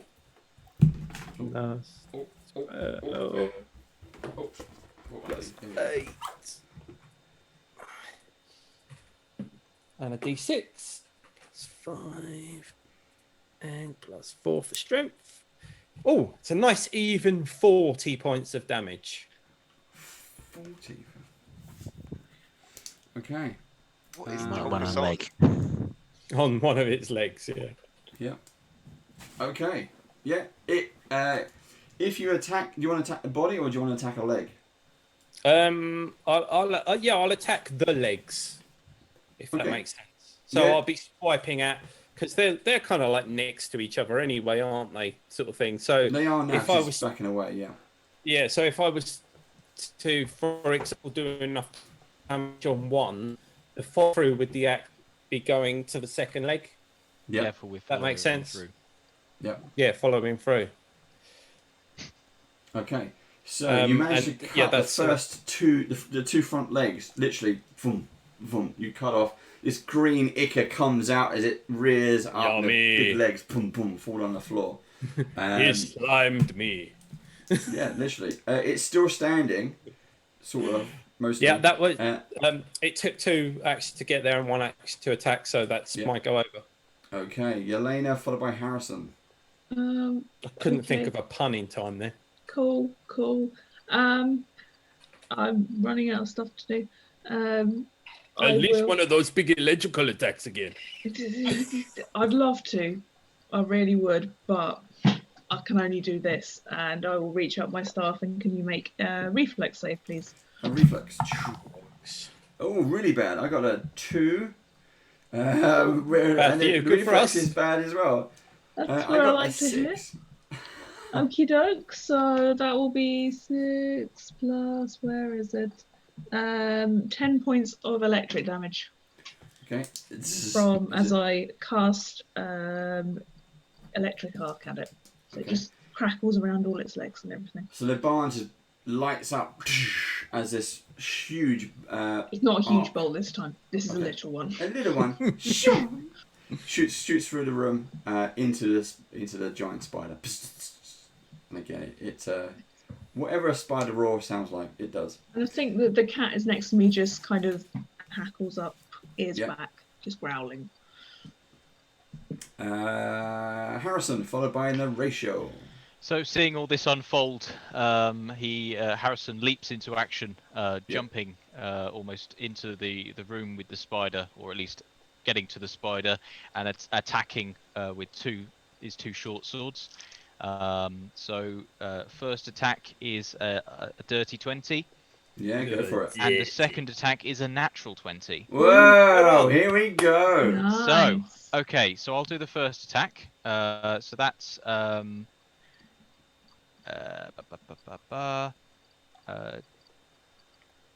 7 points of damage. Yep. That's to roll the extra dice for the second attack. Yep. And I'll do that. So that is 10 points of standard damage. Yep. And 1 point of just 11 points of standard damage and 1 point of bleeding damage. Okay. Yep. So fine. yeah, 11. So basically 12 damage. So 12 plus 7, 19 damage. All good. Sorry, yeah. All good. My brain's going dead. Sorry. All good. Anything else you'd like to do? So I've already moved and did a attack. So I'll do another attack with my other short sword with a disadvantage. Well, not disadvantage, but with a minus. Yeah. And that is going to hit. So that's 10 points of 11 points of damage for the third attack. Well done. Good hit, brother. You slap into the side of this spider, and again, each hit, you just get this green ichor come shooting out of it. And it's trying to get away from all of you now. No matter where it goes, it's trying to go. And even the back legs are starting to go up the wall. Horatio, followed by Elias. Elias, you start to see this huge back end of a spider breaking through the webs as it reaches the upper level to where you are. Horatio. So, first, I'm going to use the Aid an Ally action, so I can make a performance check to allow Elias to sneak and remain unseen. Yep. So I'll do that first. That's, holy shit, that's a 34 performance. Well done. So I think I distracted. And the then spider is looking at you. Then I'm going to use... As it dies. You tell a story. Then I'm going to use Bon Mot. I don't know if that's how it's pronounced. I insult it, basically. Yeah. That's a Harrison special, that is. Flashbacks. You got to tell us what the insult is, though. Yeah, come on, make it up. Oh, right. Well, I was going to do the roll first, and then let's see. But Well, okay, I can do that. The foul creature is its limbs have been torn from its body. Surely this is the end. The beast, the mewling, wretched beast, crawls back into its cave. I'm really angry. I don't have a lot of articulation. Cool. For a split second there, I thought you were going to say mewling Quim.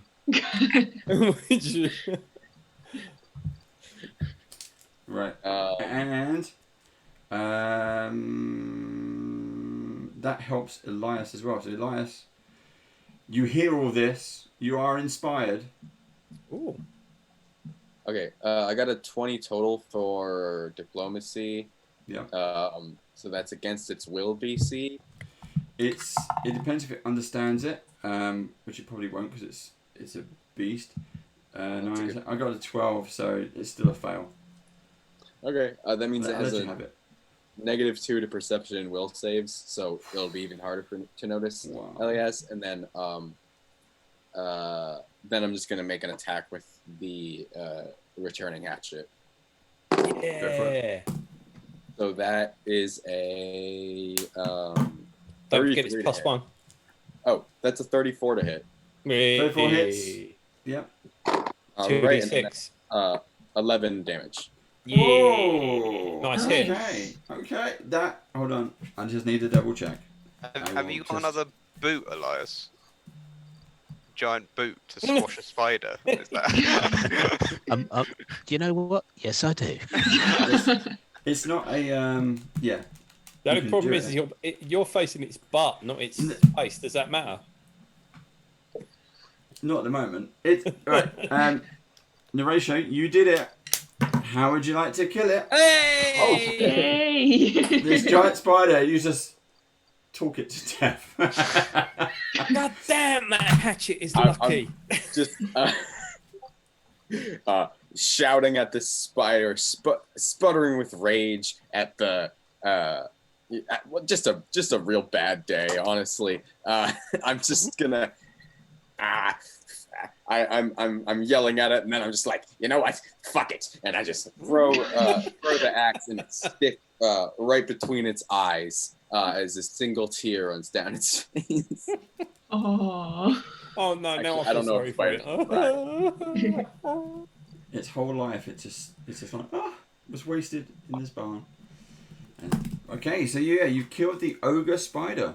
Well done, everyone. Woohoo! Well done. Well I need to done. make my ogre spiders harder next time, obviously. No, it's fine. Have two ogre You spiders. just didn't want me to do Phantasmal Killer of Giant Elias waving around a giant newspaper. Oh, did you? Well, that was it. It's just going to step on a spider. Right. So, what would you like to do now? There are some bodies laying in a cage. There is a dead spider. There are bits of. Are they alive? Can Yeah. I quickly examine move one? over to their cage, and I guess it's locked, so I'm going to pick the lock to let Rupp in. Yep. Also, Okay, at any so roll a point check. have we discovered Horatio's gear? No, you didn't go in the room that's in the house. So, The house is no more. yeah, all 32. the stuff's burnt. 32. Yes, you pick the lock, you pull the door open, Rupp runs in there. Is he alive? There are 3 people laying on the floor. All of them are unconscious. So as you... is anyone else going in there, or is it just Rupp? Yeah, I will head up there as well. Yeah, I'll help. Go over and I'm gonna. Oh no! I can just No, cast go an on, go on. AoE heal. I'm just gonna. Oh, I'm just gonna The heal bomb. do the heal bomb. Yeah, again. So that's gonna heal for. Let me just check. Yeah, that's quite a lot. 43. In an AoE, so that's all of our party as well. If anyone's got That's damage. all of you guys as well. Yeah. Get that back if you need I it. was going to say, Tulkas will probably go back to keeping guard at the front of the thing because there's still potentially that other ogre out there. Yep. Okay, so you and Yelena are in the cage and you're just kind of tending to them. Narratio, you do recognise them. These are black arrows. So not members of your particular unit, but you do know they were brought in here. They were here before you, and have been. They must have been kept here, kept separate for the group or whatever. Thank the gods, some of my comrades still live. Rupp and Yelena, you go over to them, and Yelena, as you kind of turn one over, and you kind of you brush the hair from his face. You recognise him as Caven. Oh. Haven. He's still alive though, isn't he? Yeah, they're breathing. They're just unconscious. Yeah, I I keep. have to tell Harrison he owes him some money.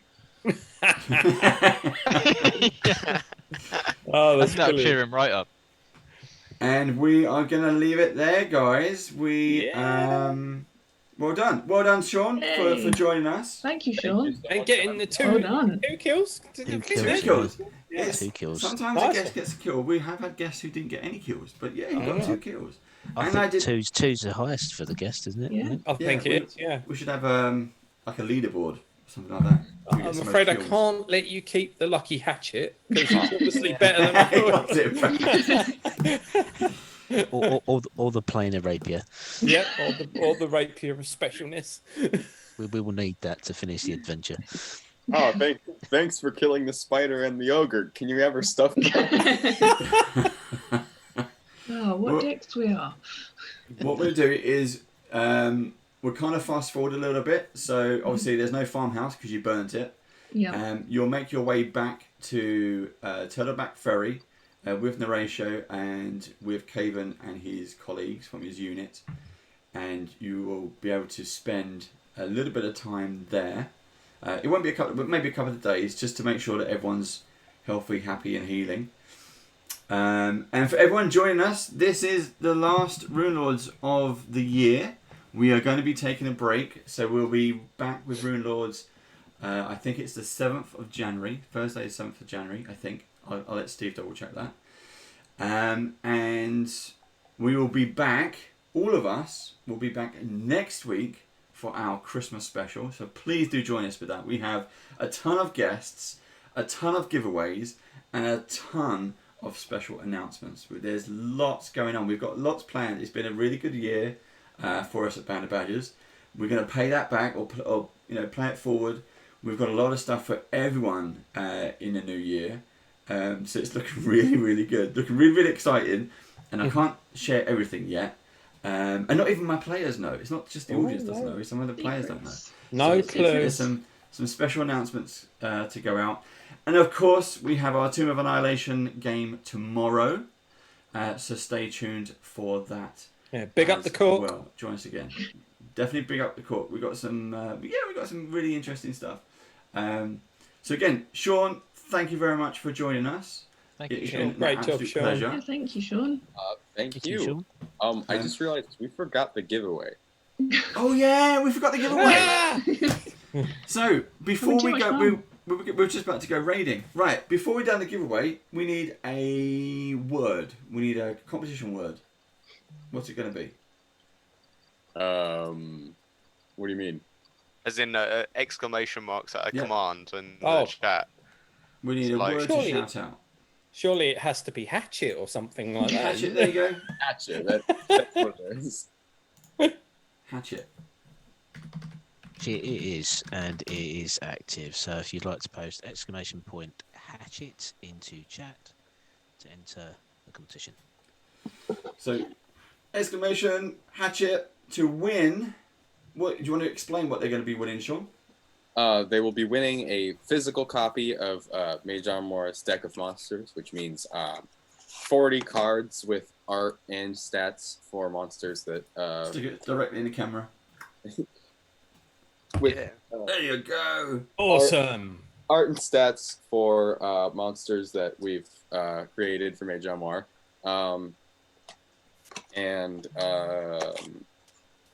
It's a nice box. I just realized I don't have much more to say about that. That's what they are. That's what they are. Some of them are posted on MAGE ARMOIRE, but there's at least 10 that you can't find anywhere else but this deck of monsters. So exclusives. It does seem. I was just reading some of the chat. It does seem them shapeless. Thank you for everyone joining us as well. Let's see who we still got on. Ryan, session 0. You can see his advert on the screen there as well. Thank you. Well, first of all, thank you for joining us, but also thank you for introducing me to Sean and Chase. Fantastic cards. We finally got them on. It was a long booking because we didn't get to book it for ages because they're students and they're doing some fantastic work. I can't get over this. Students are so busy. Students, you know. Yeah, guys, I'm these so students tired. are. Students. Sean Sunday, thank you for joining us still. You're back on you got your capes show in a minute, I think. Josh McGuire, thank you for still joining us. All those excellent people. Excellent. Right, just reading, we've got extra chat going on. Remember, it's exclamation hatchet to get in the competition. Put it into live chat. Who else we got? Chav Hunter, thanks for hanging out with us. Abbott Constello. Which one? Ipsy is there, yeah. Ipsy. DK. Ipsy. I'm gonna. Well, she's on Tomb of Annihilation tomorrow. Yeah. Garbage Look Jack. forward to seeing her. Thank you very much for joining us, Garbage Jack. That's definitely a new name. Is Chav Hunter still in? Chav Hunter's still there. Yeah, I said that. Yeah, good Chav stuff. Hunter's there. Well done, Chav. Drisk 0. Extra more. Thank you all for joining us. Go for it. Gummil 1. I don't know how you say that one. Someone else help. Ice Wizards. Thank you. Irdilara. Joint effort. Let's do this. Music. Lauren Martin. Who's that? I don't know. Josh. He probably logs in on Lauren's account just to win the competitions, I bet. Marissa, thanks very much. I'll be in touch about the stuff we're doing next week. Maverick 2, thanks for joining us again, as always. Also regular. Mr. Lenity. Sadist Kitty or Sadist Kitty. It's Sadist Kitty. Sadist Kitty could be a better name. Yeah, both. Does the cat come back with us to tell T-Bird. T-Bird is there. Is that Thunderbird or T-Bird? T-Bird beers that I've really enjoyed drinking. Hope you save some for next week. That was Firebird. The Zen of Games, Thicker Trontonian. Well done. Thanks for joining us. Yes, someone did sub for 7 months. Thank you. He's got another message. You will never know. Vega Pros. Thank you all, everyone, so much for joining us. It's been a blast. We are going to run the competition in a second. Remember, it's what is it? Exclamation mark hatchet. Yep. Thank you very much. And if you do anything now, if you sub or follow, please do. Little thing pops up on the screen because we've got it working now. It's really cool. It's a really geeky thing to say, but if you sub, you get a little message up on the screen. It even goes ding. So do it. We're playing TTRPGs, Dave. It's fine. We're allowed to be geeky, right? Yeah. I think that's just part of the description, isn't it? Goes without saying, doesn't it? Yeah. We definitely have the right audience. So go on, Steve. Pull the one-armed bandit. Let's see what we've got. Let's see who the winner is. Who's winning? Garbage Jack is the winner. Yay! Well done. Garbage Jack. Oh, I don't even need to get in contact with them. I know them. Do they already have one? No, but I'm seeing them tomorrow. There you go. You can hand it over to them. There you go. Personal delivery service. Thank you very much. Garbage Hack. You followed our channel. Thank you very much as well. See? It's easy. There you go. Got to be in it to win it. Right. We are going to... what are we going to do? We are going to raid. Steve? Yep. So we are going to raid. Yep. We're going to leave you with MAGE ARMOIRE's advert. It's a fantastic promo. Do check it out. And we'll see you tomorrow for Tomorrow Nation. We'll see you next week for a Christmas special. Tolkis is holding up the t-shirt there. Check that all out. Please buy our t-shirts. Yeah, we've got merch. We've got Prime Twitch subs. We've got a tip jar. We've got Amazon gift list. We've got Patreon. We've got everything. Yeah, I'll be on the street corner later. You can even... No, I'm not... You can even pay Jeff directly. There you go. We'll leave it with the advert, then we're going to go straight into a raid. So for everyone, thank you for joining us. Good night. Good night, everybody.